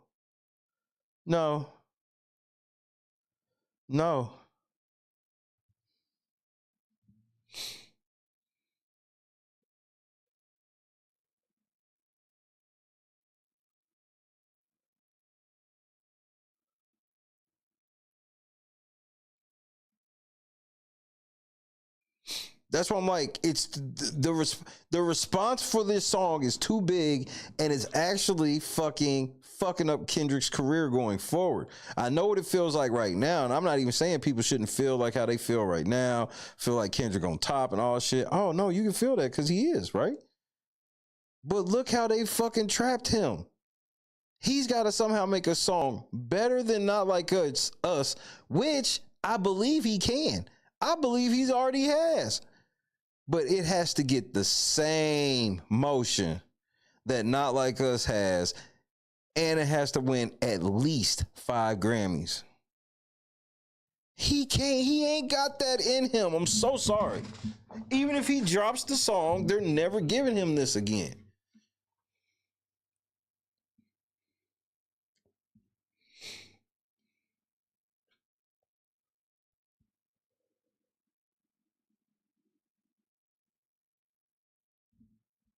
He's not an industry plant. Okay. All right. Let me pull this up then. Let me pull this up. This just came out 10 hours ago, too. Yeah, let me pull this up right quick.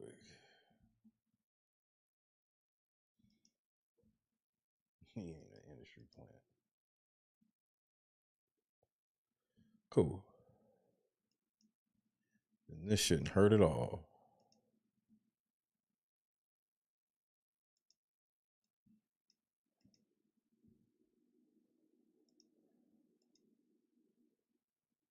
Yeah.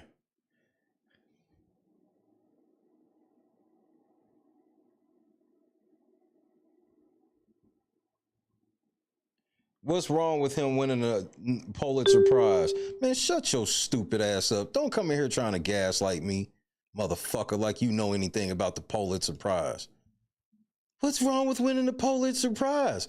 Did I say it was anything wrong with winning the Pulitzer Prize? No, but here come you K-Dot motherfuckers getting ready to start the gaslighting bullshit. Don't come over here with the fuck shit unless you want me to cuss you out. I don't do gaslighting, and it's the wrong way to start a conversation with me. Don't come in here asking me stupid ass fucking questions. What's wrong with winning a Pulitzer? Again, it's the idiocy for me. It's the goofy shit. Man, look, I'm not about to argue with your stupid ass. Get the fuck off my channel, bitch. Who the fuck you think you talking to? Yes, he do, you dumbass. If he don't make a song bigger than Not Like Us is gonna be his biggest song ever, you fucking idiot. So shut up. Shut the fuck up. I ain't getting ready to be arguing with you retarded motherfuckers. Shut up. Go somewhere else with that shit. You here to hear what the fuck I gotta say. I'm not arguing with you niggas. I know you retarded ass niggas can only think of what the fuck Kendrick tell you to fucking say. Most of you niggas didn't even like this nigga 8 months ago, 9 months ago. Let's talk about that shit. Let's talk about the amount of you motherfucking niggas that used to be Drake fans just a year ago. Now all of a sudden y'all swear y'all been bumping K-Dot since the beginning. What's wrong with winning a Pulitzer? He doesn't have to make a song bigger than this. Bitch, shut up. Ain't nobody talking to you. Apparently he don't for you, but for everybody else he do. Because if he don't, his biggest song came at the expense of Drake. Whoop-de-fucking-do.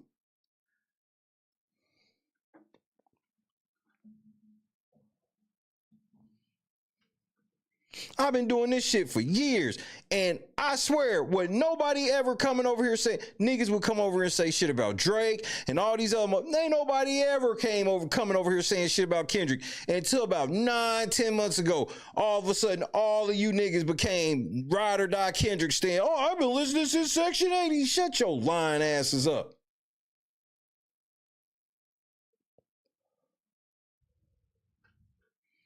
Y'all niggas be killing me with that shit, bro. This is not no fanboy democracy over here, nigga. Y'all gotta stop asking gaslighting questions. That's how I know you on bullshit. If you want to try some shit with me, don't ask gaslighting questions. Don't come over and say, what's wrong with winning the Pulitzer? Yep, because I said that winning the Pulitzer was whack.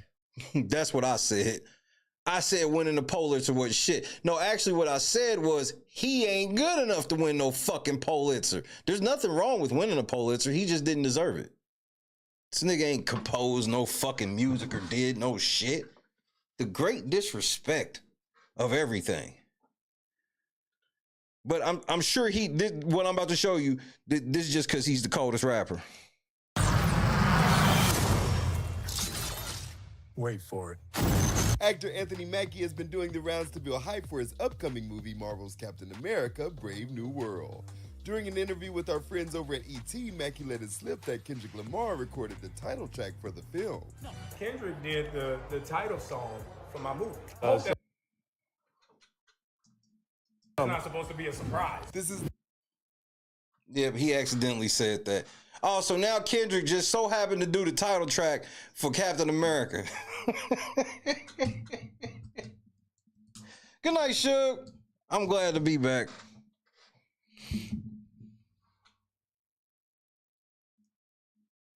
This nigga just so happened to do the title track.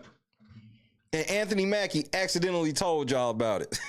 The first time Kendrick has lent his talents to a Marvel movie soundtrack, back in 2018, Kendrick teamed up with SZA for the hit song All the Stars, which was the lead single for Marvel's Black Panther. And nobody knows this song. That's why when SZA was singing it, that's why wasn't nobody singing it. That's what y'all niggas try to make excuses. Well, she was singing. What were people supposed to do? The shit people always do when a nigga singing. Sing along. Slow dance to that shit. Something everybody's just like.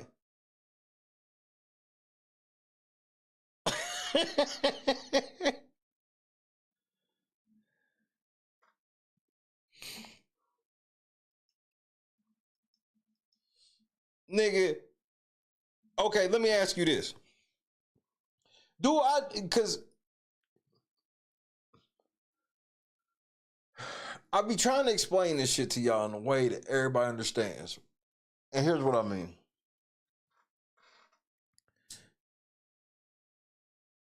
There's songs that black people like. There's songs that white people like. There's songs that women like. There's songs that men like. There are songs that old people like. There's songs that young people like.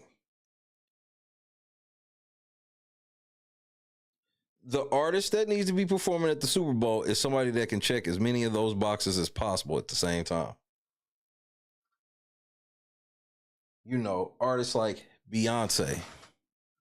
I don't like Beyonce, but I can admit that Beyonce as a Super Bowl performance makes sense because she's got shit that a lot of different people like.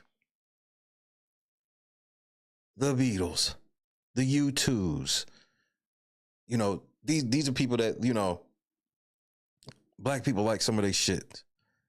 You know, we can even go way more modern. I mean, like Taylor Swift would make sense. Enough people like her shit. They're trying to put Kendrick in this rarefied air with these type of artists where he does not fit. And it's okay. And it's okay. Kendrick doesn't have to be that type of artist. But for whatever reason, they need him to be so they can get him that full crossover appeal. That's my whole thing. Because I think a lot of people are trying to say that I think Kendrick's a horrible rapper. I personally don't like his shit like that. But I've never thought he was a whack rapper. Like if I heard that he was on a song, I wouldn't turn it off because he's on the song. Like I like Kendrick more than I like Wayne when Wayne was hot. And it's not that. I'm looking at it from a total appeal of what the Super Bowl is. That's why they had artists like Prince. That's why they had artists like Michael Jackson. That's why, even though they're doing this Indiana Jones shit, they want to try to bring like a Patti LaBelle. These people that like a Nelly makes sense. A Diddy makes sense from the rap shit. Dr. Dre and Snoop Dogg made sense. They did a rap show the best way I thought it could be done. Because I ain't never really thought a rap show could work at the fucking Super Bowl.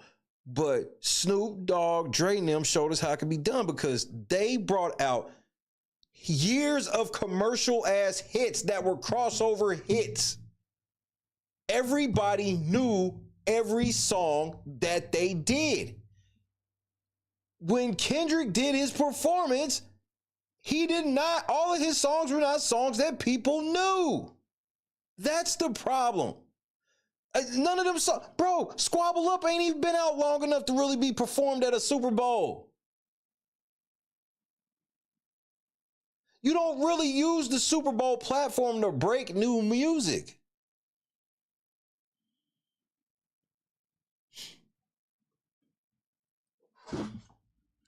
I think Rihanna could do the Super Bowl. I think Rihanna has enough crossover hits throughout some years from Umbrella on down.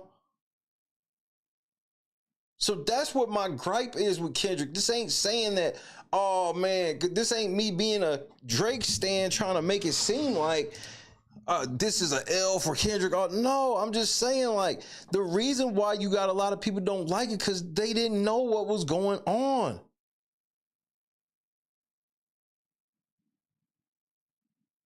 Most old people was like, why is this nigga up there dancing with this Amazon chain on? You know what I'm saying? Like, y'all get so wrapped up in yourselves and y'all don't know how to look at things from a macro perspective. Y'all have to learn how to look at things from a perspective of, even though I like it, I can objectively stand back and go, most people didn't know what was going on. But some of y'all niggas sit on these YouTubes and these fucking social media and y'all just enthrall yourself with it all day to where y'all can't even imagine a life where you not all day scrolling through this shit.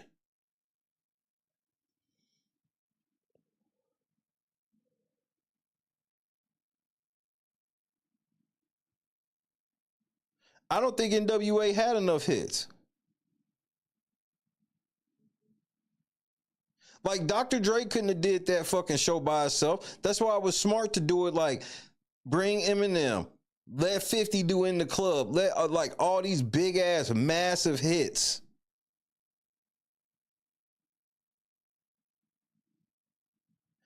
Janet Jackson had all of them hits she had, and her show still had Justin Timberlake, Nelly, Diddy, and Jessica Simpson.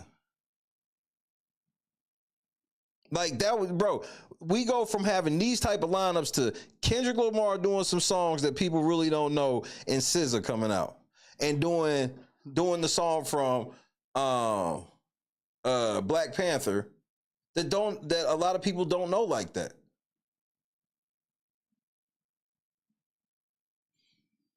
Like, everybody's like, man, he did Euphoria. And I'm like, bro, why are we doing underground songs?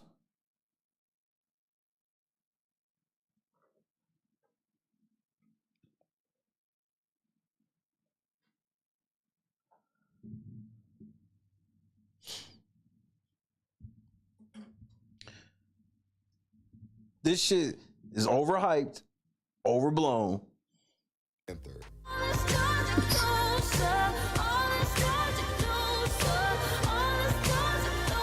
All the Stars was a big single for Marvel. It reached number 7 on the Billboard Hot 100, received numerous accolades, including a nomination for Best Original Song at the 76th Golden Globe Awards and the 91st Academy Awards. As well, remember when the Golden Globes and all these, remember when the Grammys would literally be filled with all songs you know? Bro, for the last like 15 years, they've gotten away from that. And music ain't even what it is. I'll be the first to admit, of all the things, technology ruined music. Instead of it being like easier to access several people and all these different artists, they just took the technology and just clouded it for themselves. They lie, they make up numbers, they juice numbers. Bro, people ain't even buying they shit. Don't nobody even go platinum barely at all anymore. Because the music is down. It ain't because of this new system. The music is down. Was receiving 4 nominations at the 61st Grammy Awards, including Record of the Year and Song of the Year. Not to mention that K-Dot and SZA just performed the hit track All the Stars this weekend during the Super Bowl. Look at the pants the greatest rapper in the world has on. Them is some women pants. Bowl halftime show.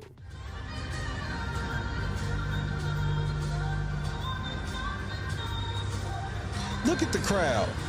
Look, come on, that crowd dead, man. Why are y'all lying? And no, all them people aren't sitting up there going, man, why do they have this nigger bitch up here? I would be enjoying this if this wasn't a nigger singing it. No. We can't say the name of the track or its release date just yet, but I might have saw a screening of it, and the track is epic. Captain. So that's been planned. So Kendrick just coincidentally has this whole year of a rollout that's still going with, oh yeah, and I also recorded the Captain America song. Yeah, they had no idea I was going to win 5 Grammys. Some luck for them, huh?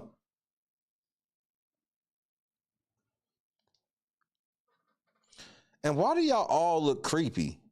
This nigga definitely looks creepy. Nigga, you can't stand next to me with that face.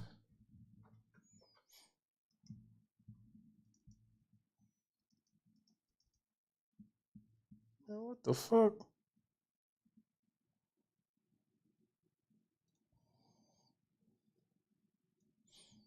I don't know what the fuck just happened there. That pissed me off though.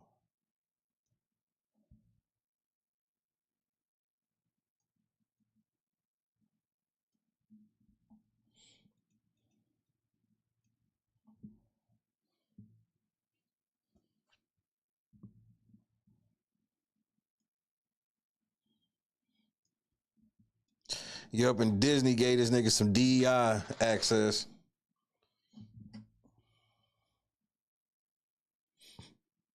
The white dude can't stand next to me. I'm so sorry.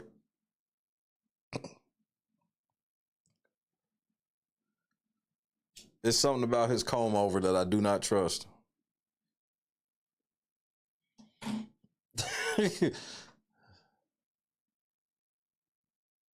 I mean, how many more coincidences does Kendrick have to have? And y'all just keep thinking he's just, I mean, nah, Kendrick's that nigga.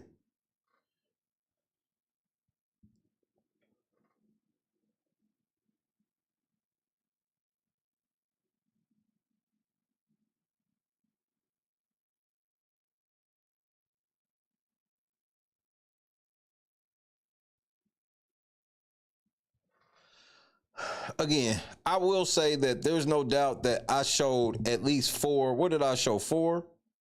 I can name 5 right now. The Blues Brothers were better. Their performance. The Indiana Jones halftime show was epic. Michael Jackson, and this in no particular order, just better than Kendrick. Prince, Janet Jackson, Usher, Beyonce,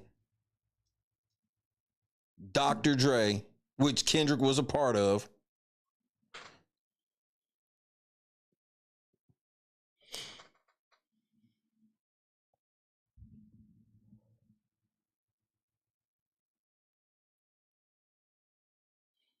Shit, Angela, I feel you.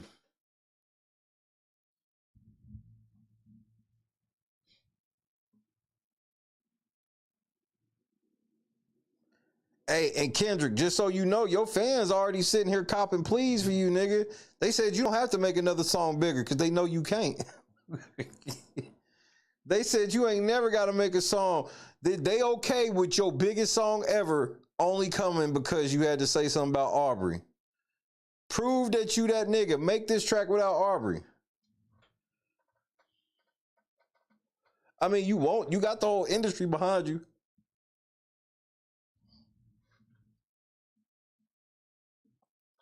That's what make me laugh at his fans too, where I'm like, why y'all getting mad at me? Everybody's behind him right now. I got 16,000 subscribers. He got the streets. I don't. So why do you care? Because you got access to me and you ain't got access to him. That's why you care. That's why. Because if you had access to him, like the people that got access to him, you wouldn't give a fuck what I say.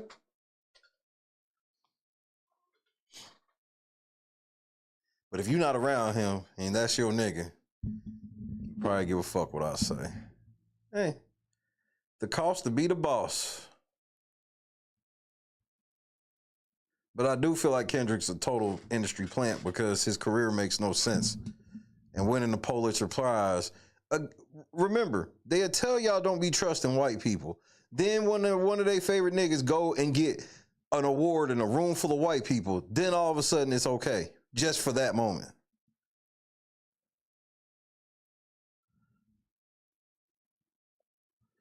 Remember, it's weird to me to cape for Kendrick by saying that anybody who didn't like his show is racist, where I'm just like, just, bro, that's the worst way to cape for that nigga. We gotta have better arguments. We gotta have better arguments. But I'm gonna show you how deep this shit really go. I got another video I want to show you right quick. I'm gonna show you how deep this shit really go. I'm queuing it up now.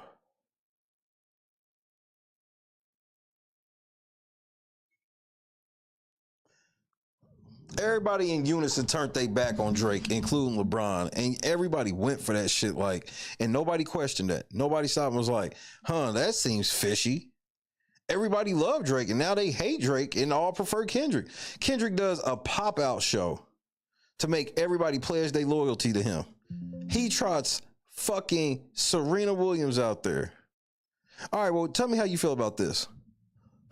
Tell me how you feel about this video. If Drake and Kendrick Lamar got in a rap battle, who you think would win? Gotta go with Kendrick. Tell Obama that my verses is just like the whips at the end, they bulletproof. I think Drake is an outstanding entertainer, but Kendrick, his last album was outstanding.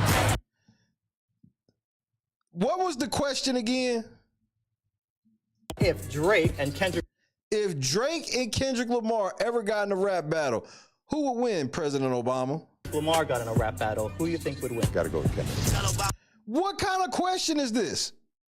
Why would they just and this question happened like right before the beef started.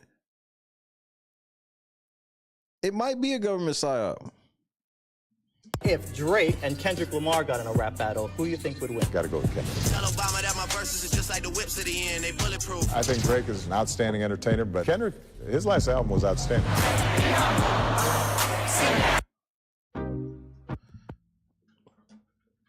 You got Barack Obama sitting here talking about Barack Obama just so happened to coincidentally pick Drake or pick Kendrick right before they actually got in the rap beef for real.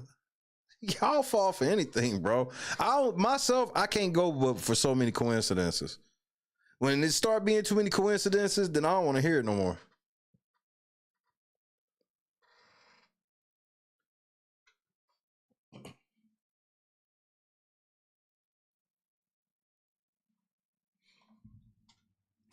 You got a chance to interview Barack Obama, and you randomly asked this nigga who would win in a fictional rap battle, Kendrick or Drake?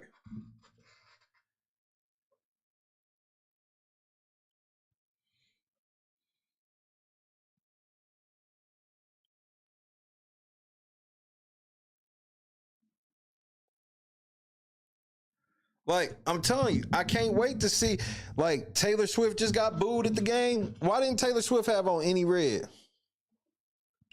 They getting ready to break up. She getting ready to do an album where she gonna diss Travis Kelce. It's gonna come out that Travis Kelce cheated on her.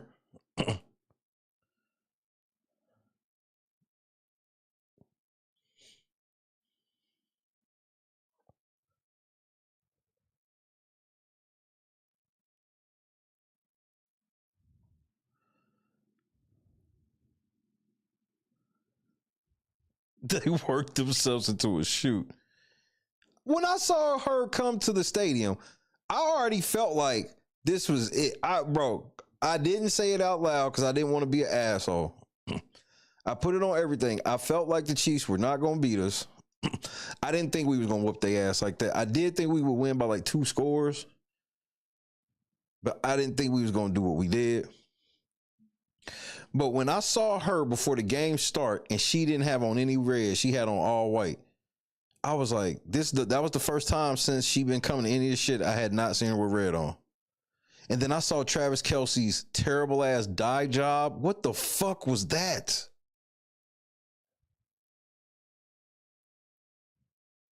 They both had the same PR people. That's how they hooked up.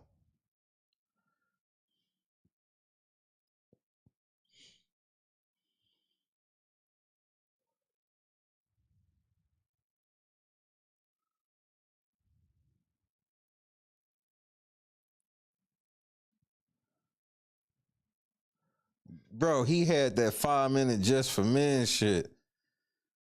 I was like, what, did that bitch tell you looked old before the game? I saw that shit. I'm like, what the fuck is going on? The Chiefs just didn't look right all around.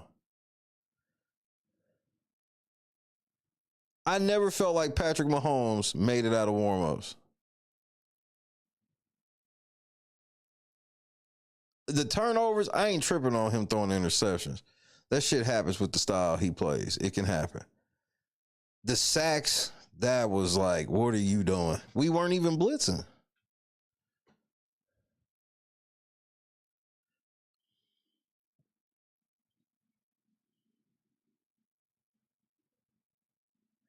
Kendrick Lamar teased storytelling in Super Bowl halftime show. There was no storytelling. What was the story that was told? That he sold out? That was the only story I saw, was Sam Jackson come out there and let Kendrick know that they own that nigga now and to act right. And he did. And then Kendrick had on some bell bottoms. He ran out of air. No, everybody missed that part.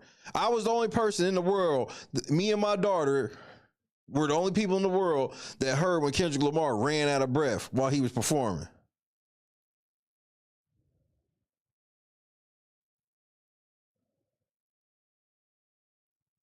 Oh, yeah, Taylor is definitely a witch, bro. Her and Beyonce are some of the highest ranking witches walking the earth.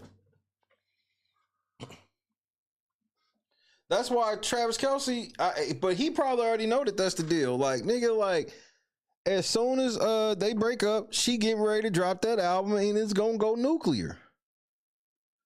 All the Swifties gonna say, fuck Kelce.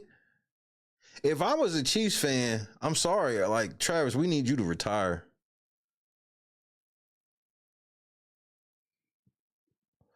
Just so we can get our fan base back.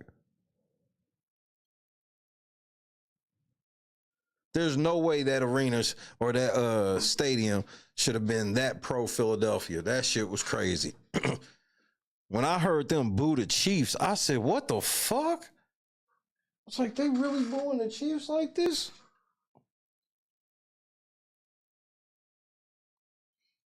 Well, that's the thing with Billie Eilish. Wasn't y'all telling me that Drake fucked on her when she was young? Now she gets to dance to Not Like Us and all this shit?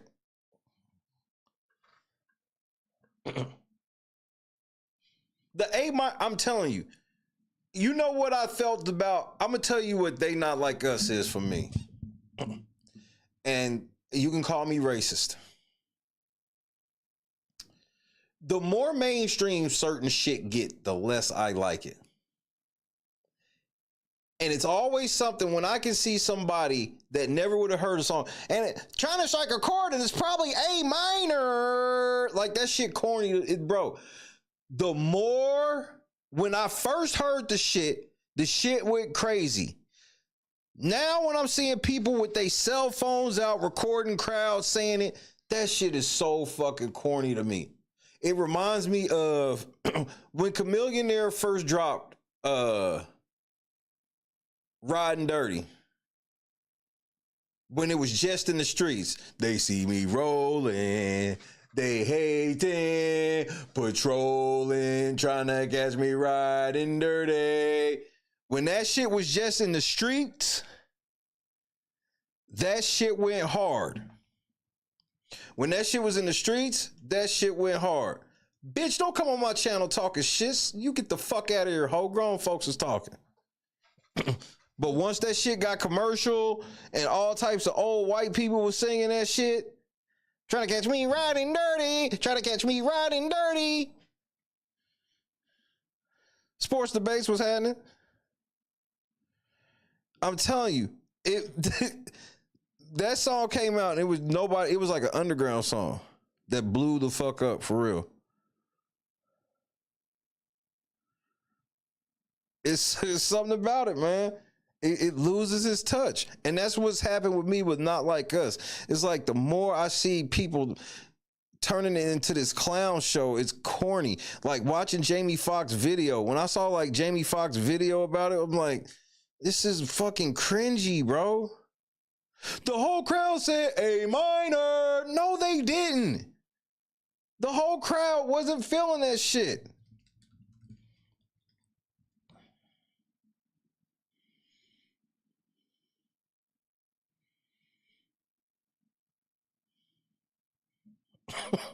I would love to see a motherfucker. I think I want to see Weird Al do a TV Off parody. I want to see him do TV Off.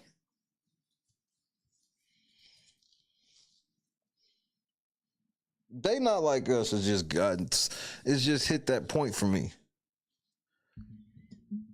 I mean, when I hear niggas say like, oh man, Drake, this is how Drake was sitting around watching the Super Bowl.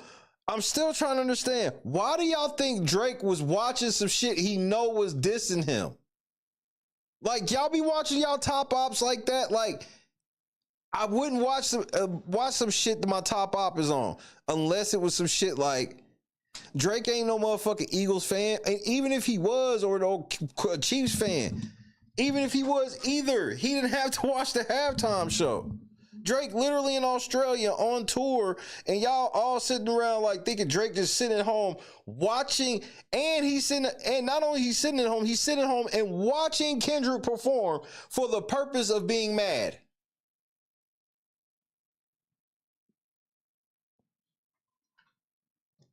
I mean, if that shit make y'all feel better, but that shit comes across as just weird to me personally.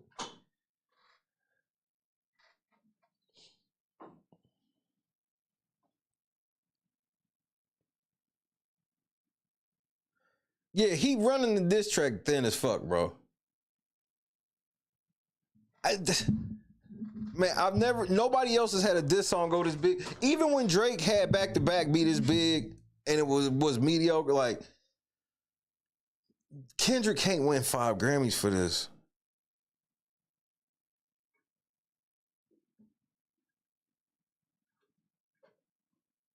And Kendrick, you got to be careful. Because they'll fuck around and do this comeback arc with Drake, man. We all know we in a culture where everything's one song away. Let Drake drop a song saying that he know that Kendrick was fucking on a young bitch. With anything that could be considered evidence. It ain't even got to be true. Nigga, bro, the momentum will be shifted. Let it go crazy. Drake has dropped how many fucking crazy ass hit records? And this is not even by my standards, because I don't even like Drake like that. So this ain't even by my standards. Think about how many motherfucking tracks that Drake has dropped that have turned into just uber hits by the world standards. He can't do one more. Drake can't do one more. I mean, he can't if the industry say no, but what if the industry somehow secretly tell him yes? What if they flip the tables on Kendrick? They will one day. There will come a time. Diss songs were never meant to go commercial. Exactly. Diss songs were supposed to be considered like off the book shit. Like, because niggas still gotta get jobs and you ain't going on David Letterman doing that shit and whatnot. And then it just comes, for me personally, it comes across weird that, okay, Drake's a pedophile. All right, bet. So when are we gonna try to like lock him up? Or we just cool? Because like I said, remember they said Billie Eilish was one of the young bitches he was talking to. She at the Grammys dancing to Not Like Us. No, why don't we interview her and ask her, hey, was Drake fucking on you? Was Drake trying to fuck on you? No, nobody asked Billie Eilish.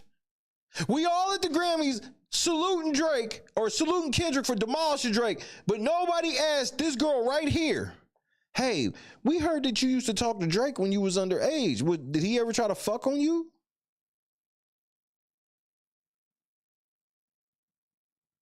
Why ain't nobody asking that?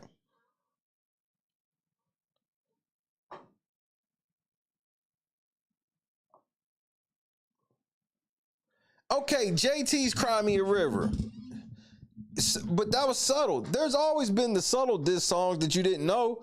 Like Fuck With Dre Day. People didn't really know, because Fuck With Dre Day was a pretty good commercial song. And people didn't really know it was a hardcore Eazy-E diss. But it was more like a B-side track though too. Cry Me a River, yes, but like you had to watch the video to really, and then you had to really know. That's how this shit had to be if you was really dissing motherfucker. But like, I'm just gonna say if I'm Kendrick myself personally, and obviously I'm not, but if I was, I would not want them to, if they came to me and was like, look, you gonna get 5 Grammys for this, I'd have said, do not give me 5 Grammys for this. I can't have my biggest song ever be this song about this mushmouth ass nigga. I'm gonna make my biggest hit ever gonna be about this Chico stick ass nigga? Hell no.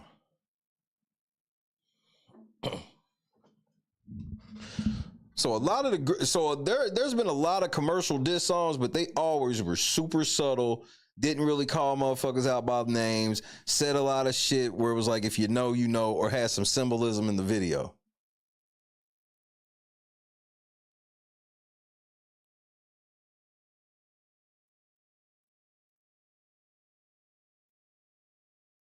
But now the shark has been jumped, and now there's this weird precedent set to.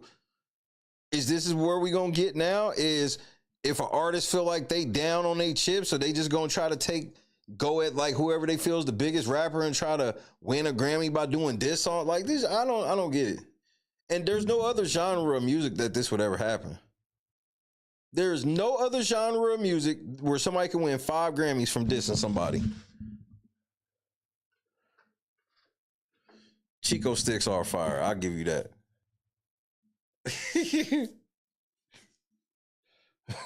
It said no Chico stick slander. I got you. I can agree on that.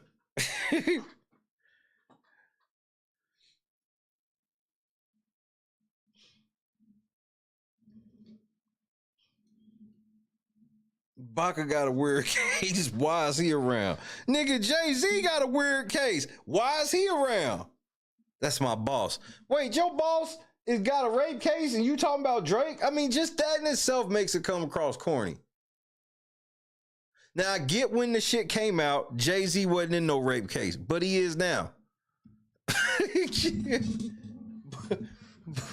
But he is now.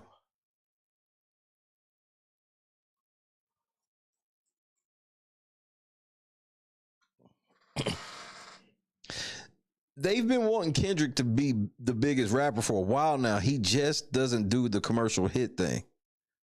And it's hard to get his fans to understand that Easter egg shit y'all like, which I respect. I love Easter eggs and shit like that, but I'm trying to get y'all to understand that most of his shit is Easter egg based, and he never even really confirms his Easter eggs. He lets y'all just kind of come up with shit, and he don't really ever confirm it or deny it.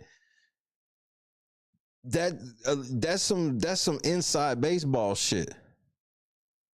If you from the outside looking in, it just comes across, and this ain't even come across to say that you don't like it. Like, you don't understand, you don't get it.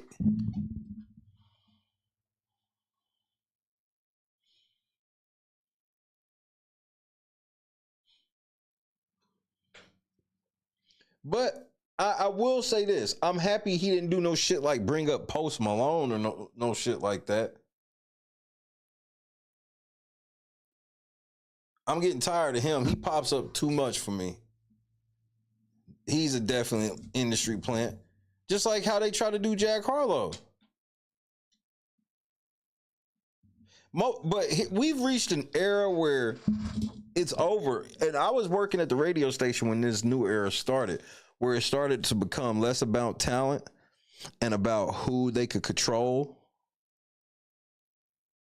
And that brought in like a new era. And that's where like the quality of music, especially rap music, started to go down with lame ass, real slow snap music shit and all of that shit.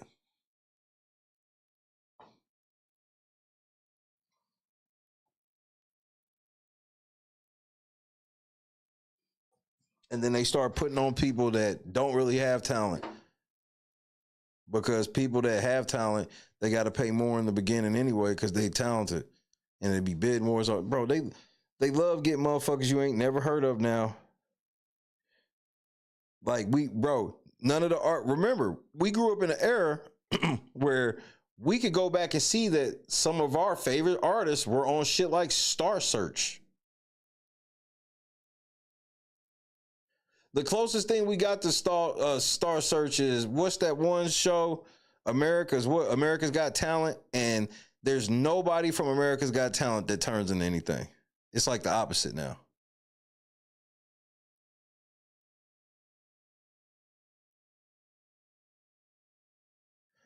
I haven't seen it yet, Mob. I do gotta watch it just to see.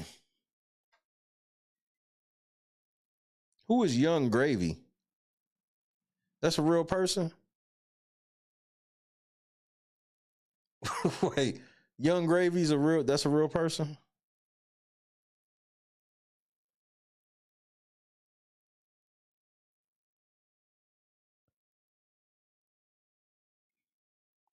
American Bandstand and shit like that. What the fuck, bro? Why are y'all not telling me what Young Gravy is? What the fuck is that? Look, I'm getting something to drink. When I come back, I better know what Young Gravy is.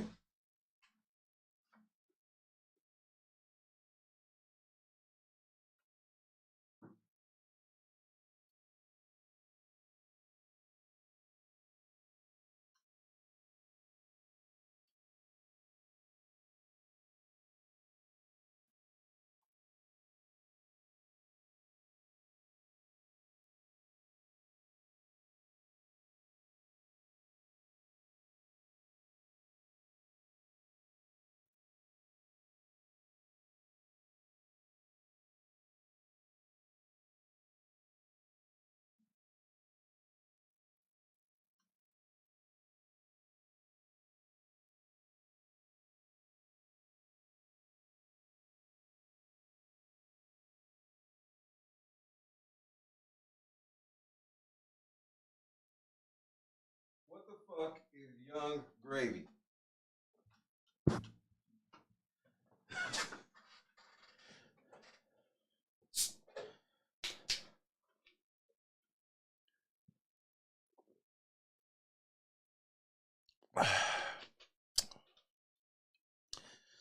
The hell if I know.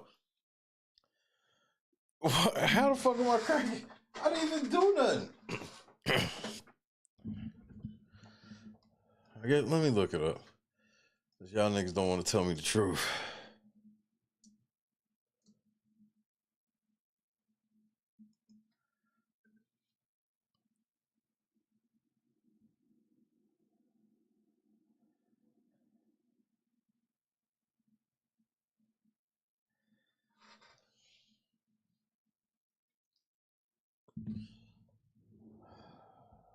I'm losing my motherfucking mind, man.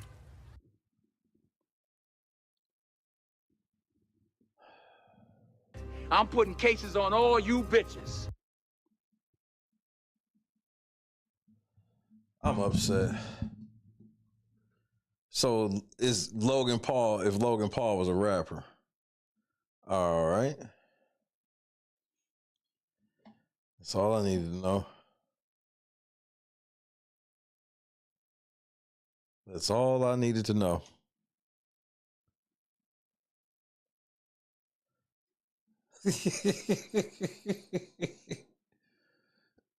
Wait, think before you sleep. Drop the video on Dank the Moss. Oh shit.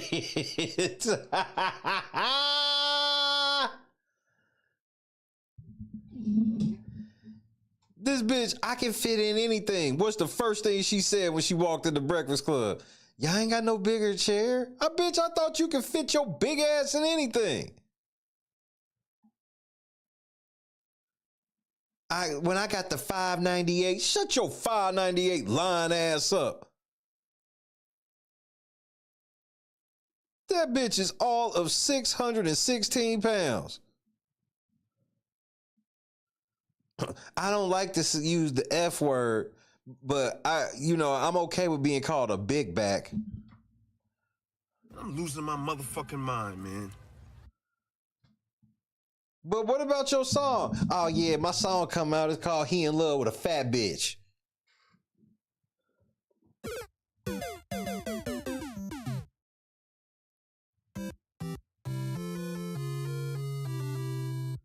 He in love with a fat bitch. Oh, my mama, she said that.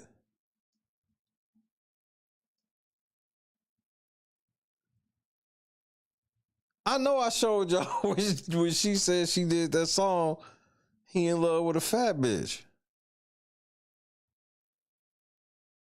Yeah, because I showed you that chick review of that shit last night. The bitch said she got a new song coming out and it's called He in Love with a Fat Bitch. And she said that all you skinny bitches mad because y'all ain't got no fat pussies. You skinny bitches is mad because they be weighing 300, 400, 500 pounds and don't nobody say they stink. Yeah, these are direct quotes, nigga. These came from Dank DeMoss.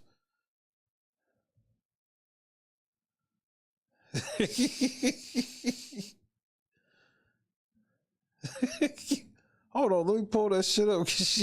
Y'all niggas done forgot that quick, nigga. Like, Yes, a notification. Okay, this day regular. And then you all fit.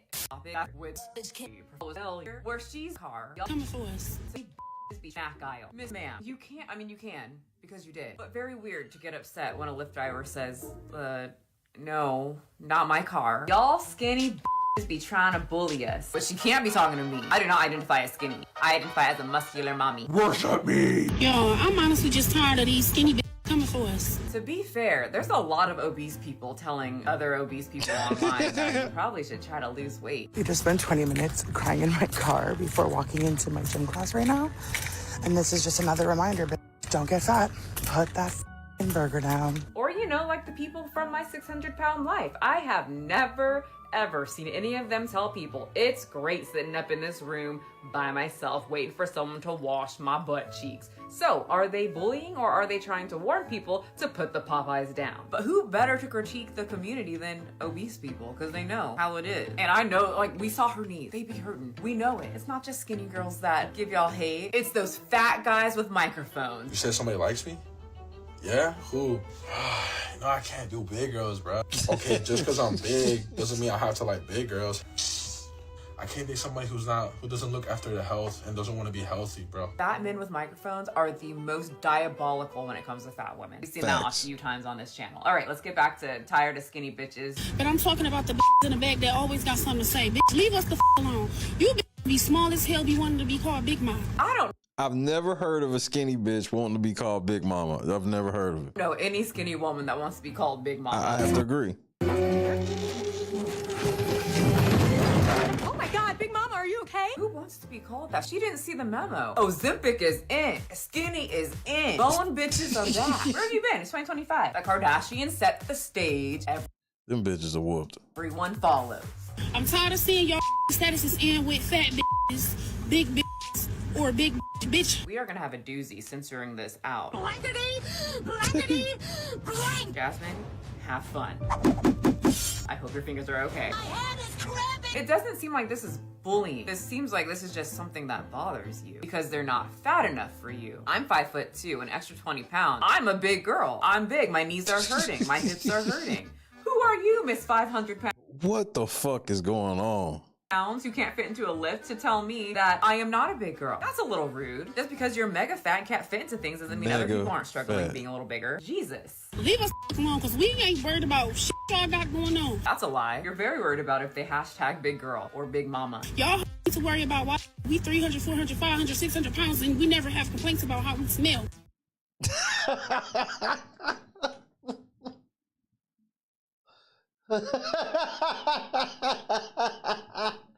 We be 300, 400, 500, 600 pounds, and we don't never have any complaints about how we smell. Bitch, what? Y'all got going on? That's a lie. You're very worried about if they hashtag big girl or big mama. Y'all need to worry about why we 300, 400, 500, 600 pounds and we never have complaints about how we smell. What? It be y'all, bitch. This rant is not organized and messing with. It be y'all bitches. It be you skinny bitches. As someone who's worked with a lot of obese, wow. Say it, but I'ma say it. Y'all hoes be having us Y'all do. It starts to get a little rancid. Like, y'all really be having us up. Ain't nobody gonna say it, but I'ma say it. Y'all hoes be having us Y'all do. Y'all be having us so up. Y'all be worried about the wrong shit. What does you got me? A lot of news to me. I don't know. Okay. Just wanted to clarify. So I guess she does care, despite what she said about 5 seconds ago. I'm sorry to break the news to you, but you don't have a fat. News to me. You don't have a fat pussy.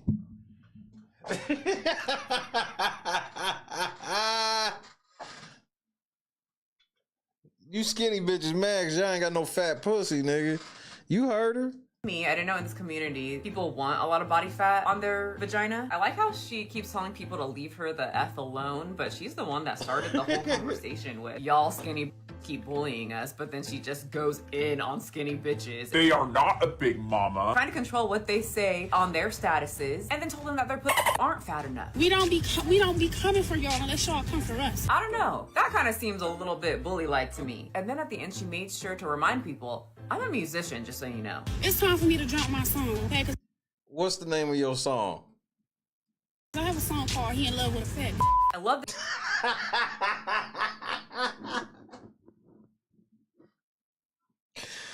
We don't use the bitch. You gonna have to change that because we don't use the F word around here. What you mean he in love with a fat bitch? You have to change that title. We don't use the F word. The fuck? He in love with a fat bitch.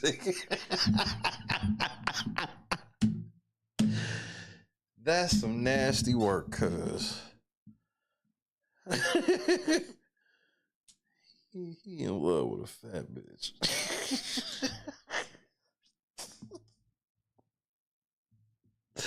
I'm in love with a fat bitch. She got it. She got it. I'm in love with a fat bitch.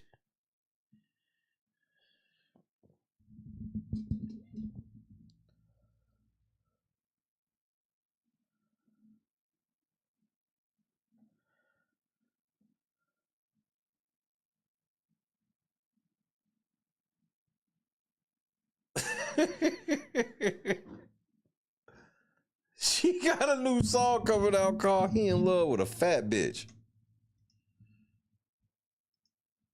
How long I been on? Yeah, we can watch Think Before We Sleep. Or Think Before You Sleep. I said we. Might as well be we.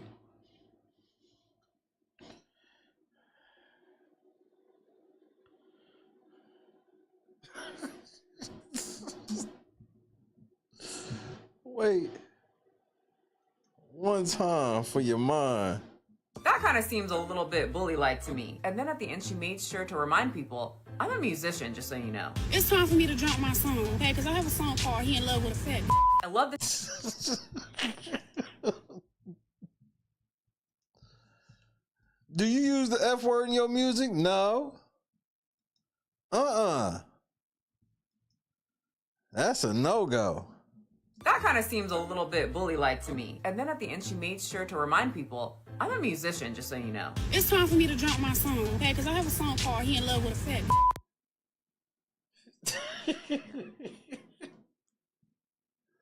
It makes me laugh every time. It's not every time she say it, it's funny to me. I'm sorry, nigga. Like every time's the first time for me, nigga.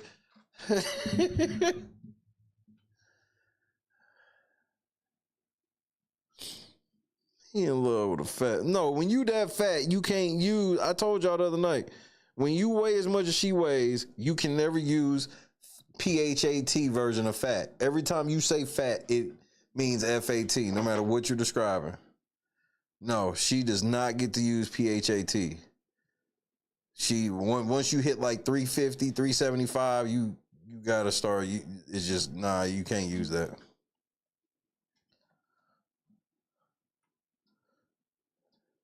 I'm looking at her. She meant the F. I'm looking at her, so I can look and tell which one. It does not look like the P. It looks definitely like the F.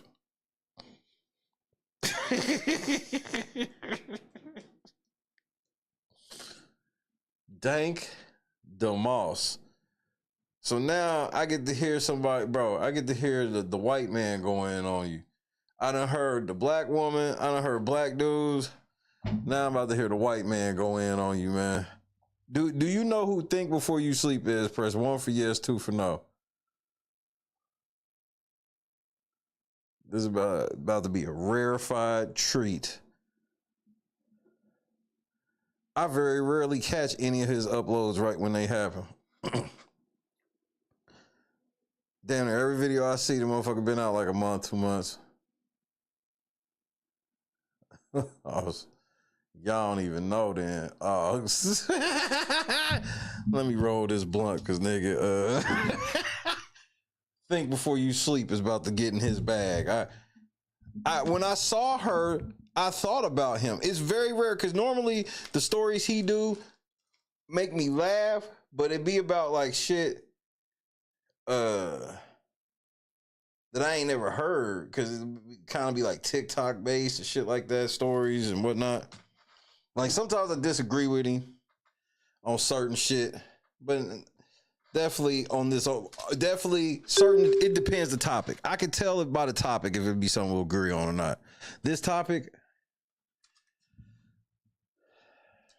we should be A-okay. Just give me 30 seconds to roll this blunt.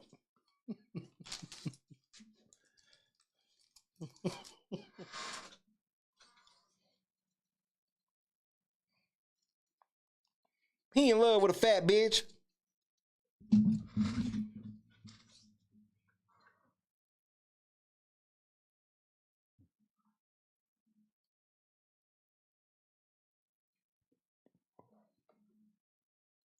She did drop a new single.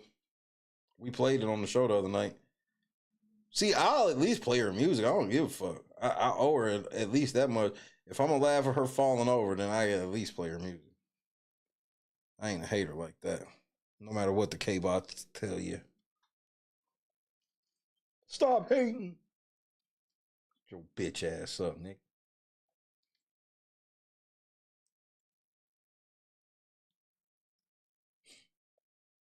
Hey, Kendrick's my daddy. He your daddy too. You liked him in them bell bottoms. Think before you go to sleep. You have the floor. Tactical nuke incoming! Oh shit.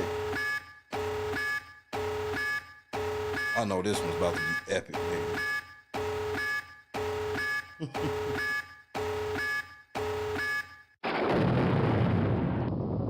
Deja Blandings recorded it all. Her Lyft driver pulling up only to turn her down. I was too big. She's hired a lawyer and is suing Lyft. I was embarrassed, and I felt some type of way about it, you know. Let me get this straight.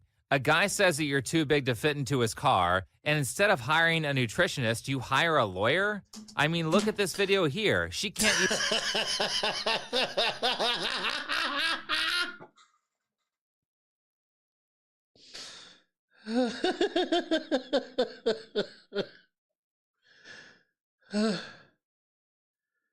So instead of hiring a nutritionist, you hire a lawyer. Let me get this straight.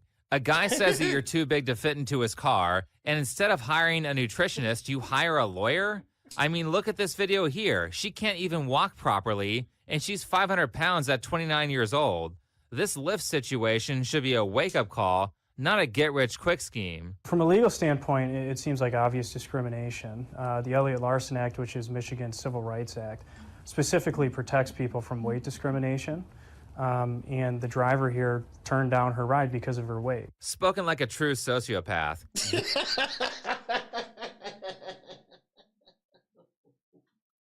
You were able to say that with a straight face? Guys like this give lawyers a bad reputation. This woman is big enough to be 5 to 10 years away from death, yet just to get your name in the news, you'll take advantage of a part of a law that is obviously stupid, and from the looks of it, was written in the 1970s before we had a bunch of my 600-pound lifers walking around trying to save $10 on an Uber XL. Anyway. I told y'all she was trying to say that bread. The person that you see here is 29-year-old TikTok rapper Deja Blanding, or Dank Damas. A little while ago, she wanted to go to a Detroit Lions watch party, so she ordered a car on Lyft, and when the driver got there, he refused to let her in the vehicle because she was too big to fit. Instead of self-reflecting and saying, maybe I have a problem, or... You know what normal people do, because that's a lot of people's wake-up call. A lot of people didn't really realize how big they were until maybe somebody had to tell them, or they weren't allowed to get on some shit, or, you know, some type of shit in public. That is a lot of people's wake-up call, just not hers. Simply paying a few dollars more for a bigger car, she decides to sue people because someone told her the truth. And the truth was so offensive that she needs a big payout. I mean, look how traumatized she is. Deja says this experience has scarred her. I haven't really left my house since that. I mean, she found out how to leave her house to talk to a lawyer and do several interviews. She can't be that scarred. She hopes this lawsuit will change how people treat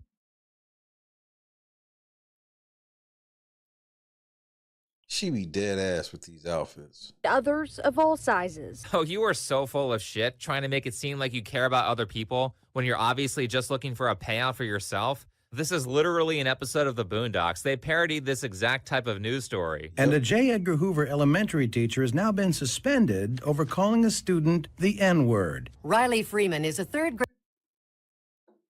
This is the exact same shit. The nigga that says nigga all the time in every situation possible is offended because he heard somebody say nigga.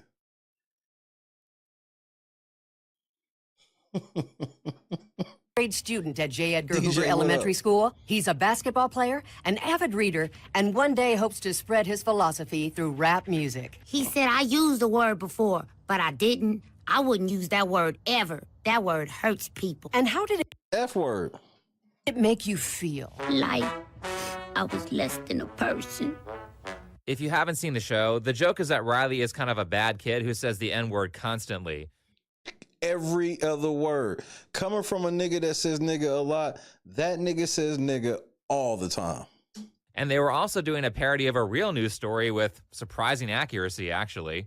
But traditional media has a really bad habit of uplifting some pretty awful people while painting them as victims or heroes. And the show is making fun of the news formula that they're using with the girl who is suing Lyft. Oh, what sad times these are. When educators can go around willy-nilly calling our kids the N-word. Me and my boy have suffered tremendous unspecified mental and physical damage from this. Meanwhile, when no one's looking, they're dancing around because they're happy that they now have the chance to fleece the school board for hundreds of thousands of dollars because a teacher made a mistake. They don't care about the offensive language. They're just using the situation to make money. But considering that this whole Lyft event caused rapper Dank Damas such strong emotional damage that it requires monetary compensation, let's see what actually occurred. What you saying? Yeah, I got no space, Mom. My car is small. I can fit in this car. But believe me, you can. Yes, I can. Believe me. So, believe me, you can't. So you telling me I can't get in the lift because I can't fit in your car? Hell no, you hear how loud my shit running right now? Nigga need a tune up? No, I need some new struts on this motherfucker? No. Yeah, you need to order a bigger car. Absolutely traumatizing. Miss, you can't physically fit into my car. Could you please order a bigger one? I mean, considering that she's filming this for like a hit piece, he's being very polite. Now, just in case you need some sort of imagery to understand the scale of this, I found a picture of Deja or Dank Damas in a much bigger car. She's got several pictures of her in much bigger cars squeezed in, and she's swearing on everything she can fit in a Prius. And she's being crushed by the steering wheel here. I don't think she can safely drive this car. Also, if you look here at this rap video, she's almost the width of this SUV's trunk. What the fuck? So I don't think... And then what?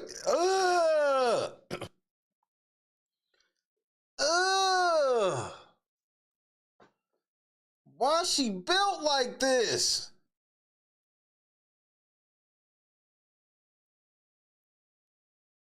yeah, my motherfucking tranny been slipping. We can't even fuck with this.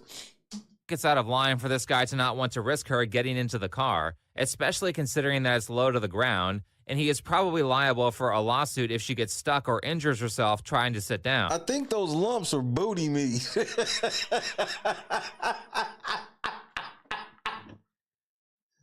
She just got booty meat around her ankles, nigga.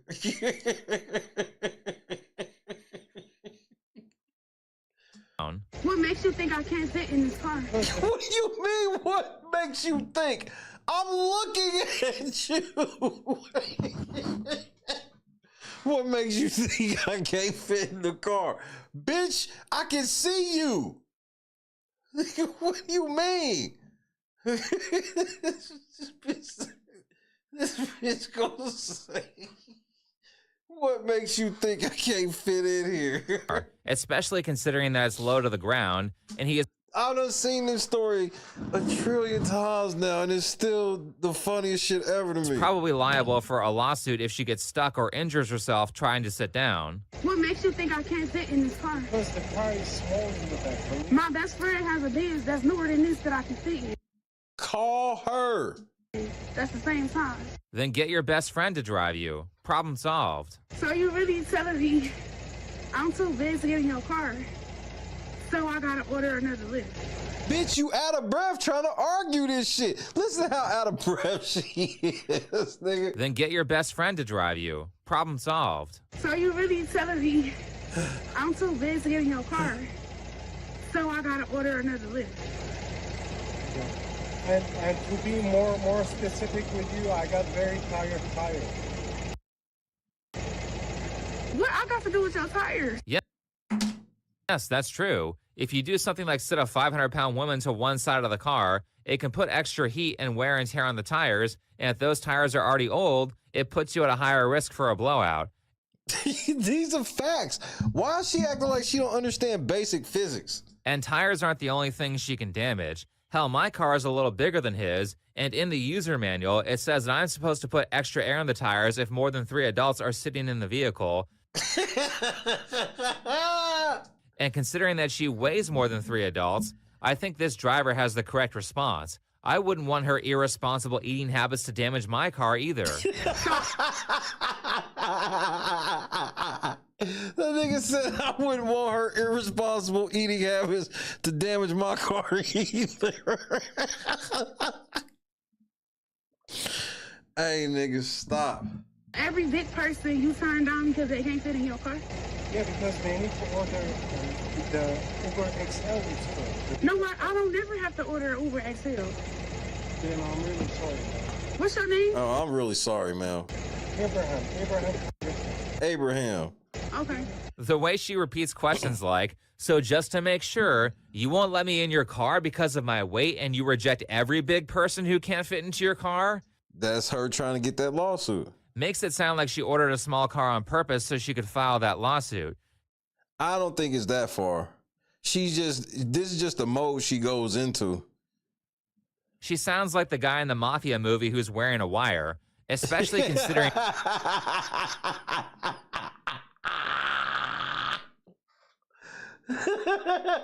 how many times she asks him to repeat that he won't let her in the car because of her weight, and considering that she doxes him by asking him for his full name, followed by posting the video to her TikTok account.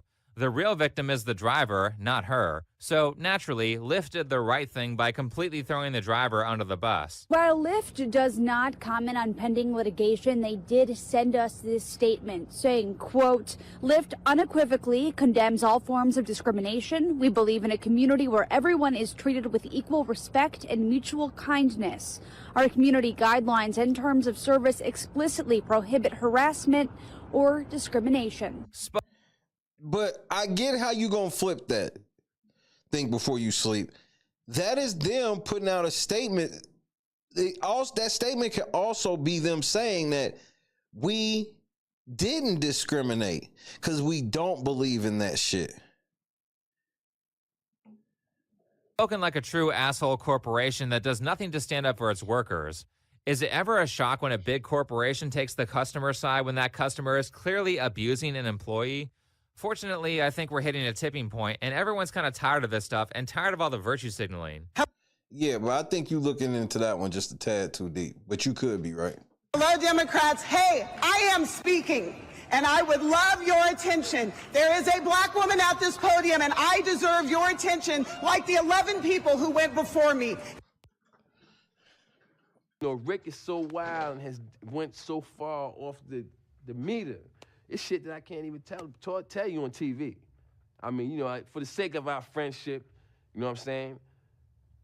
I'm not even gonna bring it up. But trust me, he's went there. He has went where it's like, yo, Rick, man, what the fuck is wrong with you, man? You done took this shit too far. And his response is like this: there's no such place.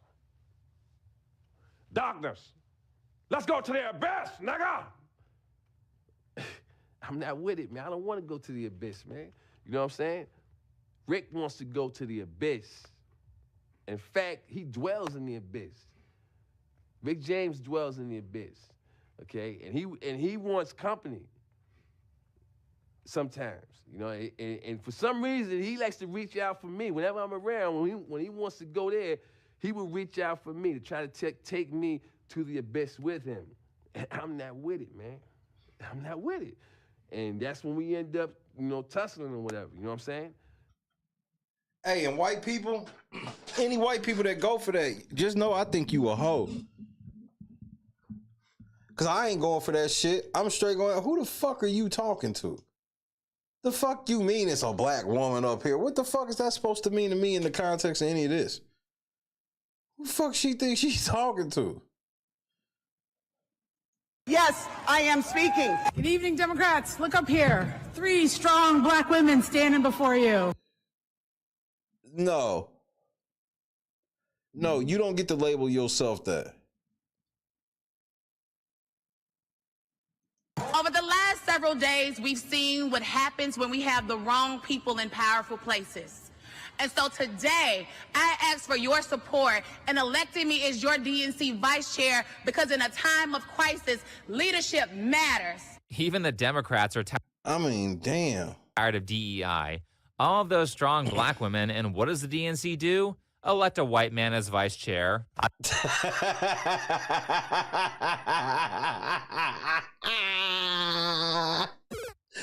Hey, man, politics, bro. Y'all niggas be down bad. But of course, if he's willing to talk shit about the Democrats, that means that he's most likely Republican and ain't gonna say shit about them because they perfect. Got you. But that was funny. I'm glad to see corporate America standing with me. Fascinating. But people are getting tired of diversity grifting. They're getting tired of people pretending to be offended for money. And they're tired of this idiotic protesting tactic that BLM popularized, where protesters block roads and... Bro, hey, y'all gonna stop doing that. Y'all gonna stop trying to be like blaming that shit on black people when it wasn't just black people. BLM was just one prong of a bigger picture of protesting had just gone too far. Every group be protesting trying to get their way, the gays and everything. So I hate when motherfuckers try to say that shit started, because that shit come across as racist to me. That shit comes across mad racist to me, because you're literally turning a blind eye to all the other shit. Supermarket aisles. Right. Said Black Lives Matter, but here go white people right here. I asked her to excuse me. We're not moving. So she said no. I don't care. I don't control my... Like, I never understood why don't these type of protesters, why don't y'all go fuck with power on this shit? Why don't y'all go to the police stations and to the politicians' offices and do this shit? I don't understand why y'all do shit like block roads and fuck people up from going to work. This old dude just trying to do his fucking grocery shopping. Some shit he's done without any harm for probably about 40 fucking years at that spot until you motherfuckers come around. Like, I don't understand how fucking with him is helping your point. You think you bringing him over to your side by fucking with him? He gonna find out what the fuck you talking about just to especially vote against it. Like, I've never understood this shit. This shit's stupid. And this is some lefty type of protest. I ain't gonna lie to you. Anywhere. I want to get past here. Go around, madam. No, I'm not going round. You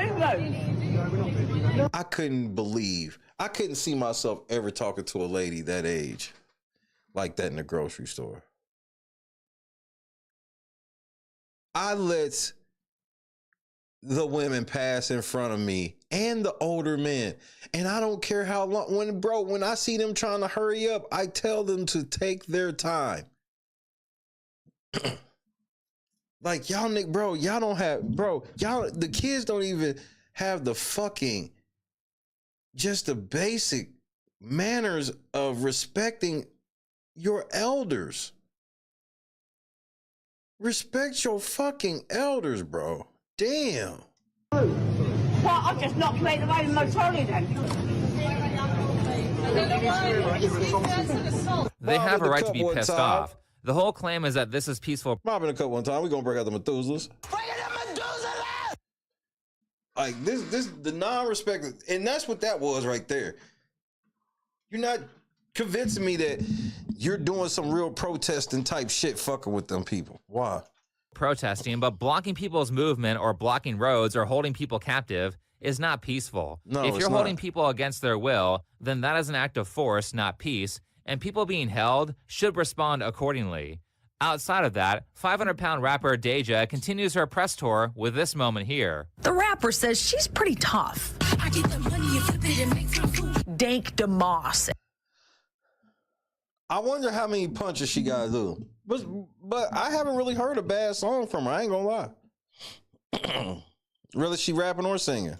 As she's known at the mic, is crushed by the whole situation. I just want them to know, like, it really hurt my feelings. Since she posted the encounter on social media, other full-figured folks have reached out saying the same thing happened to them. Crushed is one hell of a word to describe this event, and full-figured is one hell of a euphemism.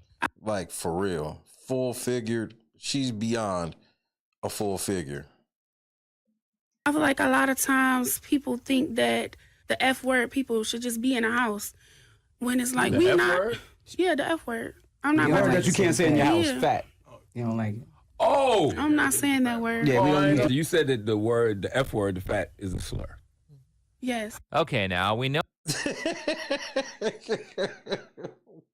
that Deja is tough, but she needs your sympathy because And she also got a song coming off, He in Love with a Fat Bitch. guy telling her the truth hurts her feelings. Kendra, what's happening? Also, at the start of this video, she said that the whole situation was embarrassing. But if she was really that embarrassed, then she wouldn't have uploaded a video to TikTok that highlights the fact that she is too overweight to fit into a car. Facts. It is possible to sue people without doing a press tour. So, not a lot of honesty here. Have you been in cars that size before? Yes, I have. I've been in cars smarter than that. Prove it. She said her best friend has a car that's the same size. Go get it and show on the news broadcast that you can fit. No one thought of that? It would be exactly no different than a driver pulling up and saying, you know, I don't want to have black people in my car, or I don't. You went and got this low ball Busby, bro. Budget Busby. I want to have Christians in my car or Muslims in my car. It's the same. Under the law, it's the same. This is a really stupid argument, considering that being a certain race or a certain religious faith does not inherently mean that you are likely to damage a car or create liability issues just by sitting down. Exactly. There's a reason for why the guy said no to her, and it's not the same as racism. Also, just to further emphasize how stupid this interpretation of the law is, imagine you're in a... Yeah, I mean, if you better try again, I guess, if you're talking about her knees. roller coaster park and you are too big to safely ride the roller coaster. If they reject you, then this lawyer is saying that you can sue the park for trying to keep you safe.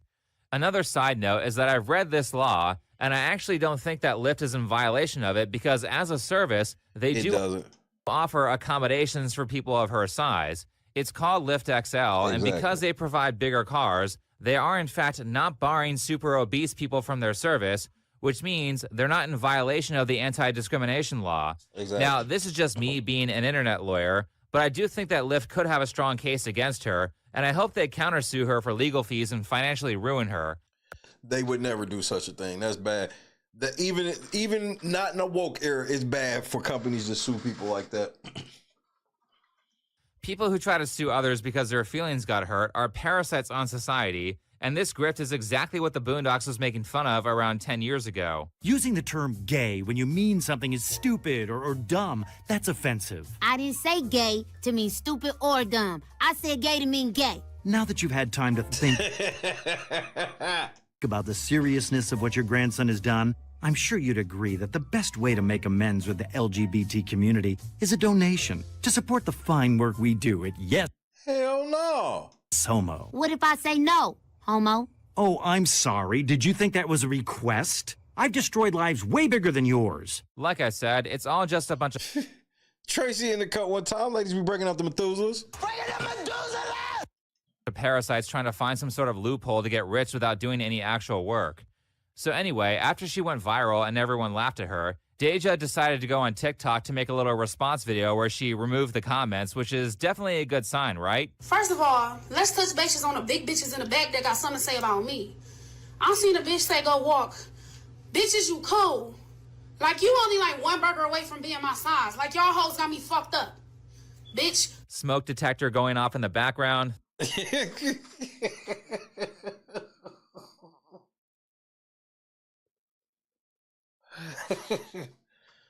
That's just perfect. I wonder how long she's left that thing beeping. It's a unicorn. But what I find really strange about that last clip is that she seems to have no problem making fun of people who are fat when they don't agree with her. Oh, she don't have no problem making fun of anybody that don't agree with her. Saying that they're only one burger away from being too big to fit into a car. What a shock. Who could have guessed that she engages in the same behavior that the news said she was crushed by? Then y'all talking about, oh, she posted a video for clout. I am the fucking clout. I've been doing this shit a long time. You are the clout? You must be kidding. People who are successful at social media don't have time for bullshit lawsuits. Only brokies do stuff like that because they aren't talented enough to succeed without being a parasite. Let's see. Looking at her TikTok account, her views are garbage. For comparison, recently I covered Molly Rudder, who gets way better views on TikTok, and she was so broke that she crashed out over a paycheck being 1 day late.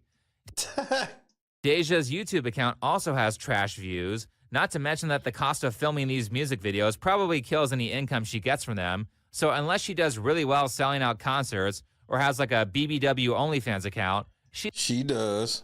She's completely broke. And look at that, she does have an OnlyFans account. Again, what a shock. I posted this video because y'all got us fucked up.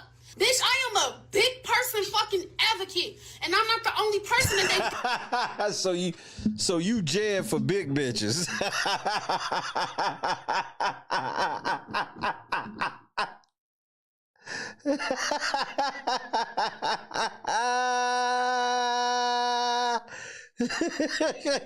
So she jammed for big bitches. Okay. Now it makes more sense. This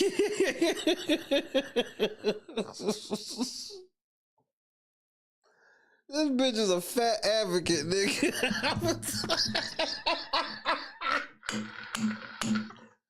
I'm a big people advocate, nigga.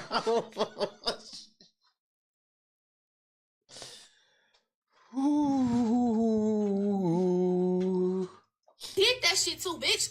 I'm just the only person that's gonna stand up. I'm the only person that's gonna post the video. Right, so now it looks even more like you ordered a small car on purpose knowing that you could sue for being rejected. Why the fuck y'all don't have an option on the fucking app that say, are you of size or, so that we can send you They do. It's called the XL. a bigger car. So that shit is humiliating. Like, what the fuck? They do have that option. It's called Uber XL or Lyft XL. The guy even informed you that it's possible to order a bigger car if you are a person of size. You just didn't want to pay the extra fee. And if you are humiliated, then stop eating so much food. Also, did she watch this back before posting it? Because she just admitted that she can't fit into the car. Did your lawyer tell Nigga, she has contradicted this lawsuit 1 trillion times already. you that it was a good idea to upload this? Well, if you thought that was a horrendous admission of guilt, even worse, just as I was about to release this video, I found out that Deja went on Charlamagne's radio show, and this happened. Got it. Yep. This the only seat y'all got? What you want? What you need? There's one more. A bigger. Man, bro, y'all ain't shit. Why would y'all show her walk in like this, man? Y'all are terrible. Sure, or something. Is she already little? We had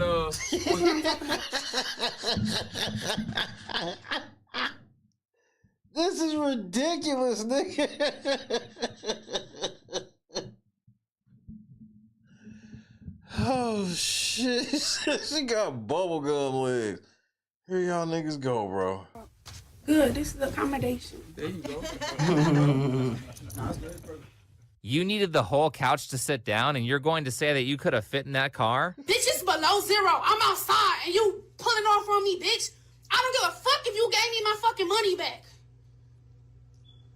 If you didn't want to sit out in below 0-degree weather, then you should have ordered a bigger car. It's a good thing that Lyft has that option. You have a choice.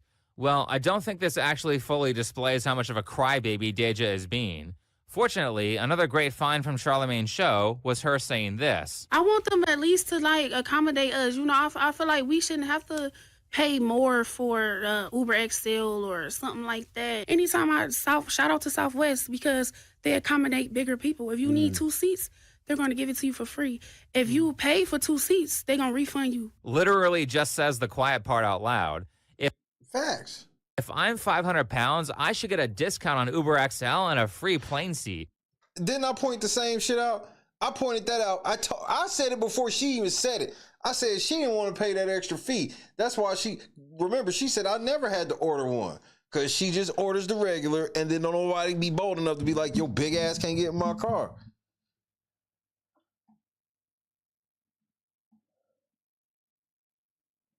Then she gonna turn around and be like, we shouldn't have to pay extra. So you should get 2 plane tickets. So I gotta pay regular price for my plane ticket, but if you need an extra seat, you get the extra seat for free? Well, shit, well, how come I can't just be here and put my feet in this other chair for free? I got knee problems, so I want to put my foot up in this other chair for free. It's bullshit. Man, if Southwest has enough extra cash to be giving people free seats, then maybe they shouldn't be packing people in with half an inch of legroom. Facts. Now, there's one last thing here that I have to address with this radio show, because Deja brings in a doctor so she can blame her thyroid for her weight. So I that ain't no damn doctor. Been dank provider for a little over 3 dank provider 3 months, right? And she's lost 80 pounds. Your 80 pounds go look different from her 80 pounds, right? Because she started at 580. So even with her being at 500, people be like, she's still not losing, but that's not the case. With her thyroid makes it very difficult for her to lose weight because her hormones is unbalanced. That doctor is full of shit. There's no way she's lost 80 pounds. That ain't no doctor, nigga. We looked this bitch up. She is not no doctor. Actually, I believe they ended up claiming that she lost 100 pounds. Dr. Bundo. And it all come in my bundo. Total. Now, I will give Deja credit for going to the gym. She does have videos showing that, and people are quite encouraging of that. Nigga, what was she in the, where was this, during the pandemic? Activity in her comment section. Everybody loves it when someone's trying to better themselves. However, I scrolled down her TikTok account to older videos, and here's one from about 4 months ago in October of 2024.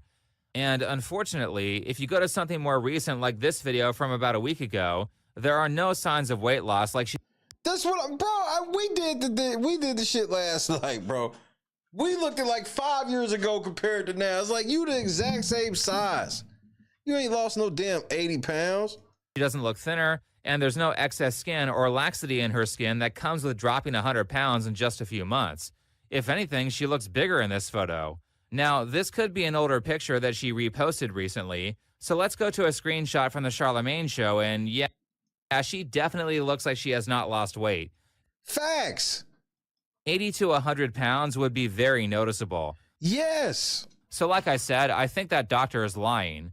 Wait, she's not even a doctor. Her... Oh, think before you sleep. Why would I ever underestimate you, sir? Why would I ever underestimate you? I was about to say, you always do your research. Well, you always do your research. Bundo. Instagram says that she's a registered nurse, which is weird because they called her a doctor on the show. Stormy Anderson. Stormy gonna get it right. Dr. Stormy. Thank you. Lose up to 30 pounds in 30 days. Well, that's not possible. Helps 750 clients lose 10,000 pounds. I'm losing my motherfucking mind, man. That's not very much weight. That's only like 13 pounds a patient. It says on this Lifetime Achievement Award that she helps fight obesity. What? But nobody is ending their obesity problems with 13 pounds. What do you mean? Wait, what the fuck is this? Stormy Lynn, today on March 12, 2024, I was honored to receive the Presidential Lifetime Achievement Award, They recognize me for not just the work I do in my community, but the impact I'm making across the world. I have helped my community lose over 5,000 pounds and help them fight obesity. I volunteer with different organizations because I am a servant leader. Thank you, God, for making this possible and believing in me. Let's continue to serve the community we live in. This ain't no real award. This is some fucking... First of all, Kamala and Joe ain't even centered correctly. You bigger than them. Like, what kind of fake ass shit is this that you created? Lying, telling people, this ain't no real Dr. Nikita degree. I'm getting ready to hang up. This fake ass shit. This bitch done lied to her followers, told the people that she done got a fucking lifetime achievement award, nigga. Ain't no picture. This is some shit she done created in an app, nigga. Nigga, get the fuck out of here. She got y'all.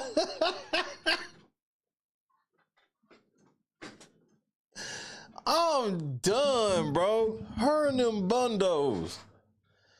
Biden and Kamala done gave her an award over the bundos, nigga. Ain't God good? Ain't God good? Certainly Dank Damas isn't. Oh, and look at her second account. She shows weight loss supplements. Let's take a look at these. We have 2 multivitamins. Uh-oh, the bundo. Those aren't going to make you lose weight. And we have a laxative in the middle here. So that's how she got a person to drop 30 pounds in a month. She just had a really fat person crap out all the food they ate and let them believe they were losing fat, which is one of the oldest scams in the book.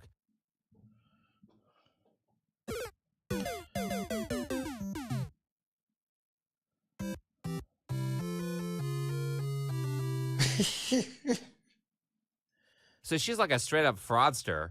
More importantly, since these people are stupid and leave evidence up everywhere, this person, Stormy Lynn, uploaded a video of Dank Damas on January 6th that was recorded around 2 weeks before, where she says this. Y'all, it's Big Dank, and I have joined the program with House of Contour. When I first started, I was like 586, I'll say 586 pounds, and I've been working with them for like 2 to 3 months, and I am under 500 pounds.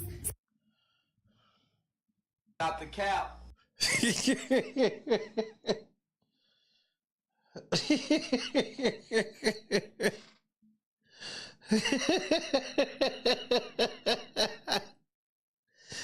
Just for the record, this is the first time she's had on any type of remotely covered up outfit, and it's so she can try to make it seem like maybe you could think she's lost 80 pounds.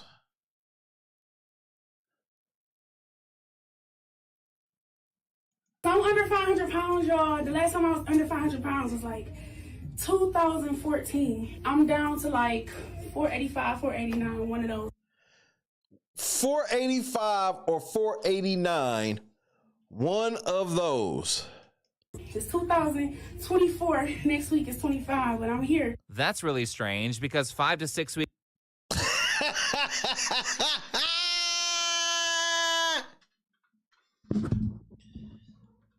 Nigga, what in the fucking fat obese fetish is going on here, nigga?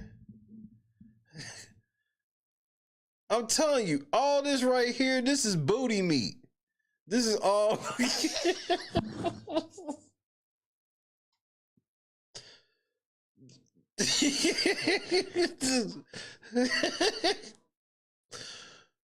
is all booty meat. Booty meat. Jesus. Weeks later on the Breakfast Club, you said this. How much you weigh now? How much are how much? Minus that 80, shorty, minus that 80. 489. So if you put 489 and then it's just denied. You mean to tell me that you lost 80 pounds in 2 months or whatever, which sounds dangerous, and yet 6 weeks later, you either lost no weight or gained 4 pounds. You're lying about the weight loss. That or she lost some weight from taking laxatives and gained it right back after a few days of eating. But really, she is so unsure about the specific numbers that I think she's making this all up, and I think she's lying about basically everything. So where did you used to shop at when you was younger? Lane Bryant? No, I don't shop at big people places. She don't shop. She's like, why would I ever shop at Lane Bryant? First of all, I don't think you can fit anything at Lane Bryant. Like, if you could get something from Lane Bryant to fit, you're gonna have to order it. You get mad at the clothing stores? No, I don't. Okay. Yes, I'm so mad about that Lyft driver who wouldn't let me into his car that I filed a lawsuit against the company. But clothes stores not making stuff in my size? That's fine. Like I said, it's a grift, and I hope she gets countersued into oblivion for this. Now, since we're talking about obesity, a popular narrative today is that obesity is not a choice. I couldn't disagree with that sentiment more. However, for a lot of people, it's not as simple as just putting the fork down. There are other problems they have to solve first before it becomes easy to not stuff their face, and a lot of this channel has been dedicated to discussing some of those things. But one of the things that I haven't discussed that I think is going to be a major topic in the coming years as more research comes out is people's gut biome and how that affects their eating habits. At the moment, there are already people like this dentist seeing weird stuff like how brushing your teeth can treat arthritis. If you have really bad rheumatoid arthritis, you have pretty bad gum disease. And if you treat your rheumatoid arthritis, your gum disease will get better. And vice versa. If you treat the gum disease, your rheumatoid arthritis will get better. So I had a patient who was sent to me by her functional medicine practitioner. And she had been seen by 4 or 5 different practitioners. She had terrible rheumatoid arthritis. And she went to the spinal guy, and he was the first guy to ever ask her, have you ever had your teeth checked? So he sent her to me, and he was like, can you do your saliva stuff that you do and see if there's anything going on there? And we did do a saliva test. We saw that she had super high levels of inflammation, of collagen breakdown, high levels of bad bacteria. And what was the most important was that when I treated her gum disease, she had terrible gum disease, and that's why she was losing her teeth. When I treated the gum disease properly and aggressively, yes, her gums healed, but more importantly, her rheumatoid arthritis got better to the point where she was actually able to get off steroids and medication and be able to walk again. There are a number of things that were discussed on that podcast that your mouth bacteria affects, so I highly recommend people listen to it. But what I'm getting at here is that I've noticed that you can actually control your food cravings by taking care of your oral hygiene. And the people I'm talking about are people who constantly feel like this. It is a mental battle to not order a pizza every second of the day. I think for people who are as big as the Lyft... That's outrageous. ...lady, it's literally like that. Their brain is constantly telling them to eat, and that's how they get to the point where they're 500 pounds. They can resist that, but the more they say no, the harder it becomes to not order pizza, so it's very difficult for them to be able to hold on to a diet long enough to drop 300 plus pounds. It would be much easier if you simply didn't have the cravings, and that's where gut biome and oral hygiene come in. Full disclosure, I don't really have much science behind this. This is just something I've observed through personal experimentation, which is why I've been reluctant to say it in prior videos on obesity. However, the reason I think these people can't stop eating is because their body is full of bad bacteria that crave sugar and is constantly telling them to eat. The way you stop those cravings is to kill the bacteria. There are a number of ways to do this, and I'll put more specific instructions on screen. But to kill this bacteria, you first make sure that you get your regular dental cleanings. Then, daily, you're going to floss, brush your teeth with toothpaste, and then, most importantly, with a different toothbrush, you're going to brush your tongue with baking soda until all of the white/yellow stuff is gone. I do this between 2 and 3 times a day, and if I'm on a diet and have a strong craving for junk food or stuff that I shouldn't be eating, then doing this destroys that craving. I imagine that this is what taking Ozempic is like. Of course, there are some caveats to making sure that your cravings stay reduced. When you're dieting, do not eat processed sugar or artificial sweeteners. Those will increase cravings. So will very sugary fruits like apples and bananas. Personally, I try to stay as close to keto as I can when I diet. Also, if you brush your tongue and then drink coffee right after, the bad bacteria and cravings seem to come right back, so I would highly recommend that you do not drink coffee or energy drinks while you're dieting. Nigga, this is not going to help Dank the Moss lose 400 pounds. Organic green tea appears to be fine, though. Of course, if you want extra information or if you're on medications or something and want to make sure that these recommendations are safe for you, then talk to your doctor or your dentist. Outside of that, if you still have strong cravings that make it difficult to stay on your diet, then work stress and life stress are also huge factors that make people want to overeat or binge. You might want to start reorganizing your life to make it less stressful, or take on fewer responsibilities if you're overworking, or figure out how to do things more efficiently. You'd be surprised how much faster you can learn to do things with a little internet research. Anyway, thanks for watching. Follow me on Twitter, and I'll see you in the next video.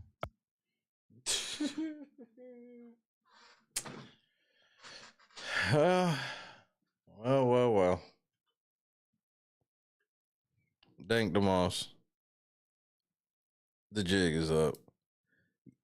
What you should have did was you should have just, instead of you trying to get on from this lawsuit, you should have used that Lyft thing to push new music. You should have, like, you didn't have to fucking sue. Or the other thing is, since you did sue, the fact that you went on the Breakfast Club and didn't have no music prepared and couldn't freestyle, none of that shit, that was your only chance. That was your only chance, and you blew it. I ain't gonna lie to you. You fucking blew it.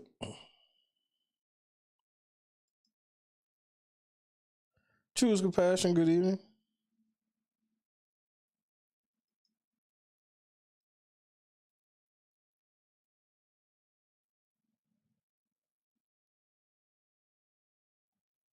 Oh, Random News did drop a new video. I'm gonna have to watch.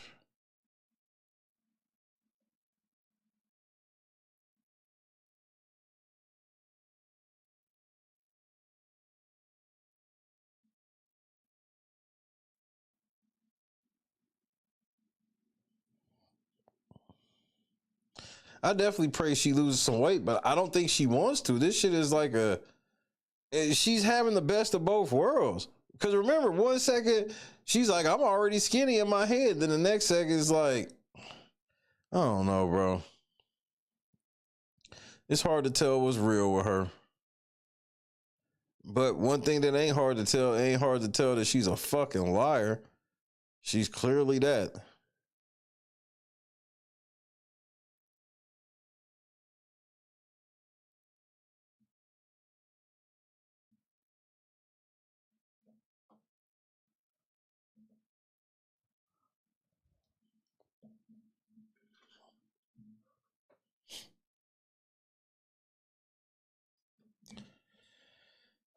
I'm glad this whole Kendrick thing is coming to an end. So everybody just go back to normal, because it ain't even about the music. It's literally people going, oh, the music ain't all of that. Then everybody yells at you. These kids that ain't never watched a fucking Super Bowl halftime performance trying to tell me that this was one of the greatest ones ever. Like, shut the fuck up. You niggas don't know what you're talking about. And I'm sorry, Screwface, but that's some bullshit. Just because motherfuckers didn't like the shit don't mean they love Drake or fucking racist. Come on, man. We better than this. But y'all was the same niggas that made fun of academics when it's like, oh, y'all only talking shit about me grooming a child because I'm a K-bot. It's the same thing. Oh, you only a Drake stan. That's the only people that don't like it is Drake stans. Well, did you ever think that maybe only people that like it is Kendrick fans? And I know some of y'all gonna be shocked to know this. There are some people that don't like Kendrick or Drake. I know some of you were shocked.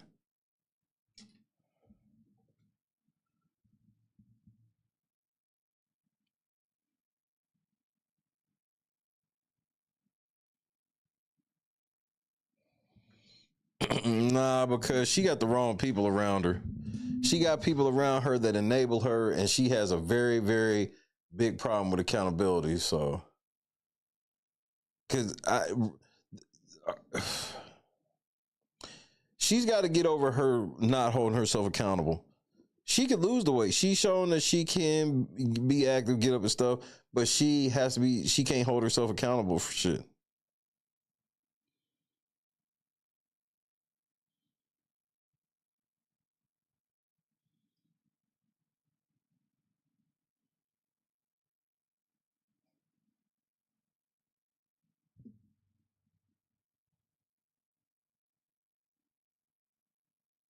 It is what it is.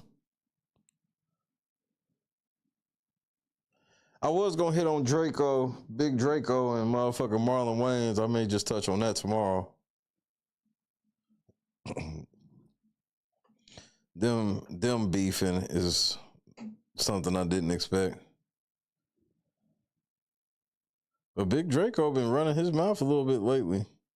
He went at Bad Baby, now he going at motherfucking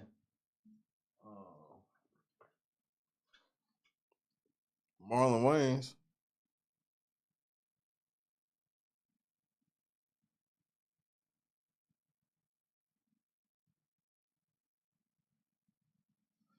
And if you a Kendrick fan, I don't even think that you even gotta I'm not even one of them people. I'm like, man, Kendrick fans, y'all need to get over it.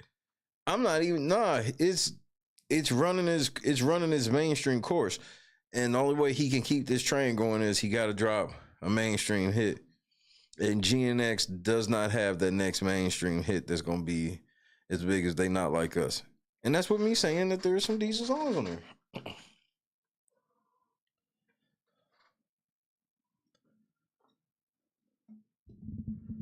I do think that they're going to give Squabble Up a little bit of a push, but it's just not going to do what they wanted to do.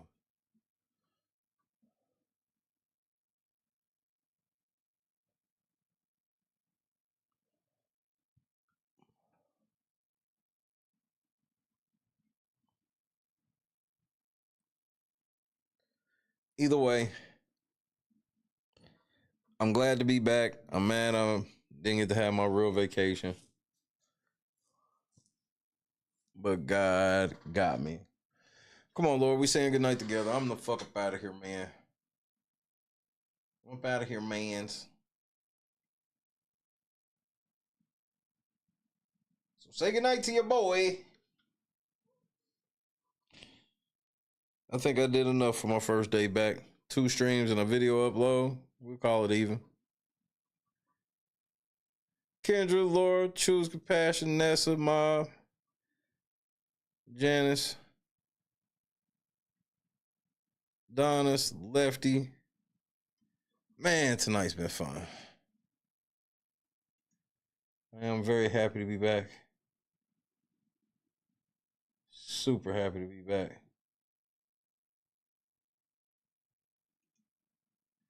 Academics think this shit, he don't realize who he fucking with. He picked the wrong niggas to do that goofy shit too. Man, that was really dumb. I ain't gonna lie. But y'all some really dumb ass niggas too, so there's always that.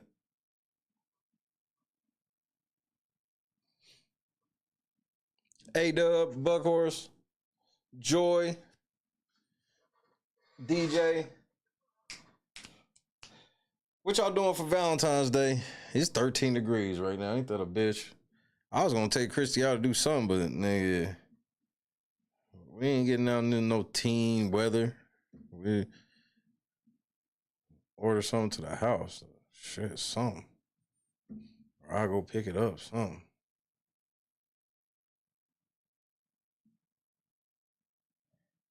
Off to work indeed, huh? You working till midnight, shit. That's a long ways away. P-Love. Hey, Mob. Mob. This one's for you. Hate that you said he wasn't a top 10 quarterback? Hate that you said he couldn't throw the ball? Hate that he got over when push came to shove? Hate that he always say the right thing? Money is nice, championships are better. Hate that in your all-knowing, armchair wisdom, you were sure he'd come up short. Hate that you got it wrong?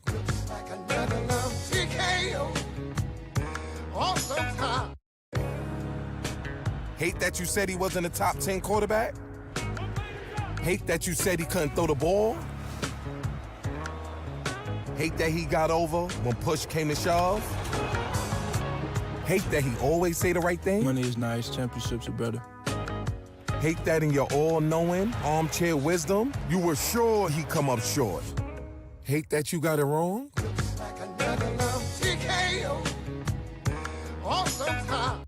First of all, you know what I'm watching porn? This is how I watch professional porn. Like No Diddy, but like niggas in there got like 13-inch penises. That's not even regular. What No, the that's fuck? out of there. I don't fuck with that. You fuck. What's the largest penis you've taken? No Diddy. No what? No Diddy. That means. Oh, that means like no homo. Yeah. So there's a porn star. His name is Jax Slayer. Come on. Is he past 10? Yeah. Like, come on now. Ungodly. But that is not fun for me. No. You know what they told me? All right, tell me if this is hate. So this is I'm speaking for the regular dudes. Did you see that Drake leak? I did. They say Drake got the implant. There's a new shit. Dr. Miami was even tweeting. They said, yes, you could get penis enlargement. I think you definitely can get penis enlargement. I don't think Drake got that, though. You'd fuck Drake. No comment. Yo, I ain't gonna lie. If my dick is wild big, like 12 inches, I'm not even sending videos. You gotta see this shit in person. It's gonna be like, yo, the seventh wonder of the world. That's so like overplayed. It's so played out. Like bitches really, I'm not. Could you deal with a 6-inch? Yeah. You capping. You're what? That's more enjoyable than 12 inches. That shit hurts. I heard you were playing with Freddie Gibbs' asshole because he couldn't pleasure you with his penis. That's not true. Come on now. We seen that. How'd you have a picture of his asshole just spread open? We call him Freddie Gibbs because of you. First of all. And why'd you tweet that out? Y'all bitches always right about what they doing, who they fucking, what they got going on. Worry about. I sat down and watched your ass eat a whole meal for $5. You had a fucking box of pizza, a slab of ribs with a side of large fries, but ain't offered me shit though. After I just got you from the hospital last night. Oh, that shit ain't scare you, huh?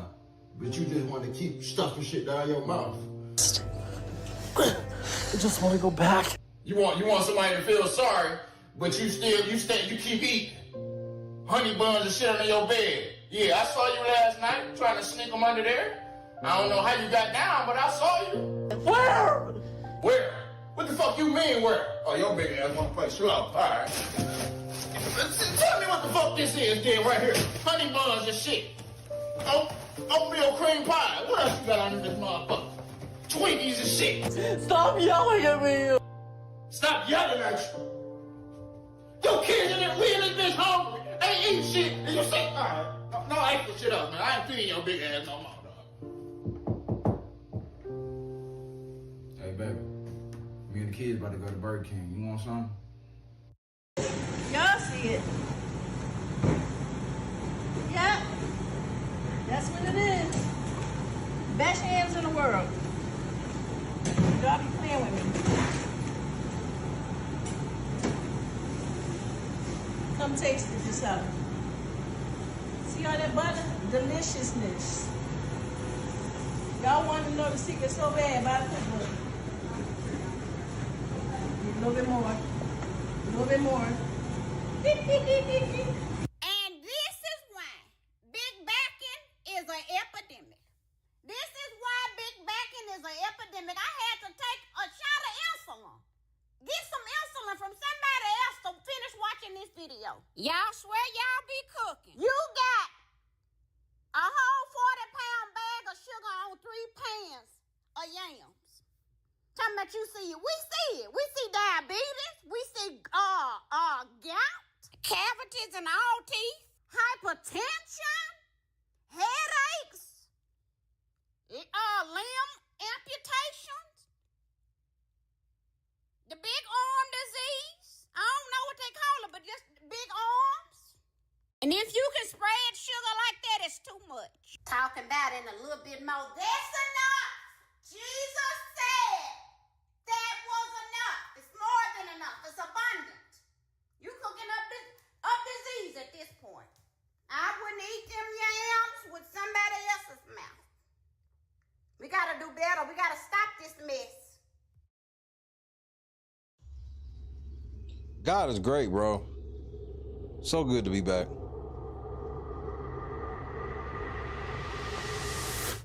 Yo, what's going on, boys? How are you? Yo, dab me up. Hey, all right, damn. What part of the city are you from? Yo, what's up? there, brother. Hey, yeah. What's up? Yeah. You guys ready for this? Take this. Oh, all right, sick. Why don't you guys come inside? Don't ski. These are the guys. I'm Octavius Gray. And I'm Steve. Steve LeVois. It's okay, I have babe in here, right?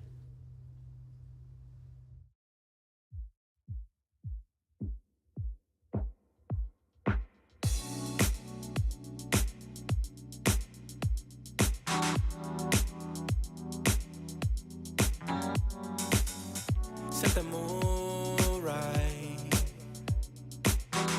Pick you up, baby, I'm looking so fly. Sunset rooftop, yeah, that's nice, right? Hop in the G-Class, I know you need that. Heart racing fast like the speed of light. Is this attraction, or is it the moonlight? You want satisfaction, but only for one night. This could be real love, but you've been broken, and I just want you to see what I can be for you. What I can be for you. What I can be for you. What I can be for you. What I can be for you. You got me wrapped up in your love. Barely. Finding you Peace is out, like Lennox. a treasure. Making my heart feel this way, yeah, yeah. And I'll treat you so damn special. What you did, who you were with, I don't care about those days. When I'm with you, I won't complain. Share your success and heartbreaks. Yeah, you know I stay by your side. Never leave you dissatisfied. But I need you to let me know. Is this attraction, or is it the moonlight? You want satisfaction, but only for one night. This could be real love, but you've been broken, and I just want you to see what I can be for you. What I can be for you. What I can be for you. What I can be for you. What I can be for you. Baby girl, it's just one night. Yeah, baby girl, it's just one night. Oh, yeah, it's just one night. Yeah, baby girl, it's just one night. Yeah, girl, it's just one night. Yeah, baby girl, it's just one night. Oh, yeah, it's just one night. Yeah, baby girl, it's just one night.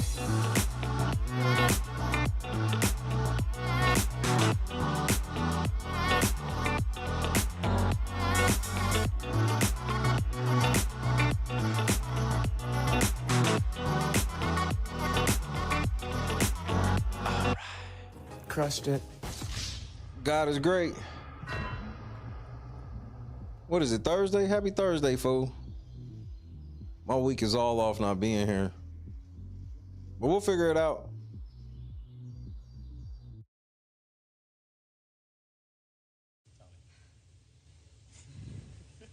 Guys, I gotta go. You got it, I don't Jess. want to hurt myself. You got to pee? It's all right. No, You got it, Jess. You gotta go, girl. Let go. I don't even want to fall. Turn to the side. You're okay. You Just good. land right on that booty, girl. Just put your legs out Turn and to the fall side. on your booty. Jess, you're amazing. You got it. You got it. You got it. Turn to the side. Just let go and turn. Like you're laying in bed. Yep. Like you're jumping onto your bed on your side. Just let go. Turn to the side. Shut your eyes. You got it, my love. Just turn to the side. You're okay. Heifer. I've never even heard of him. I'm petty.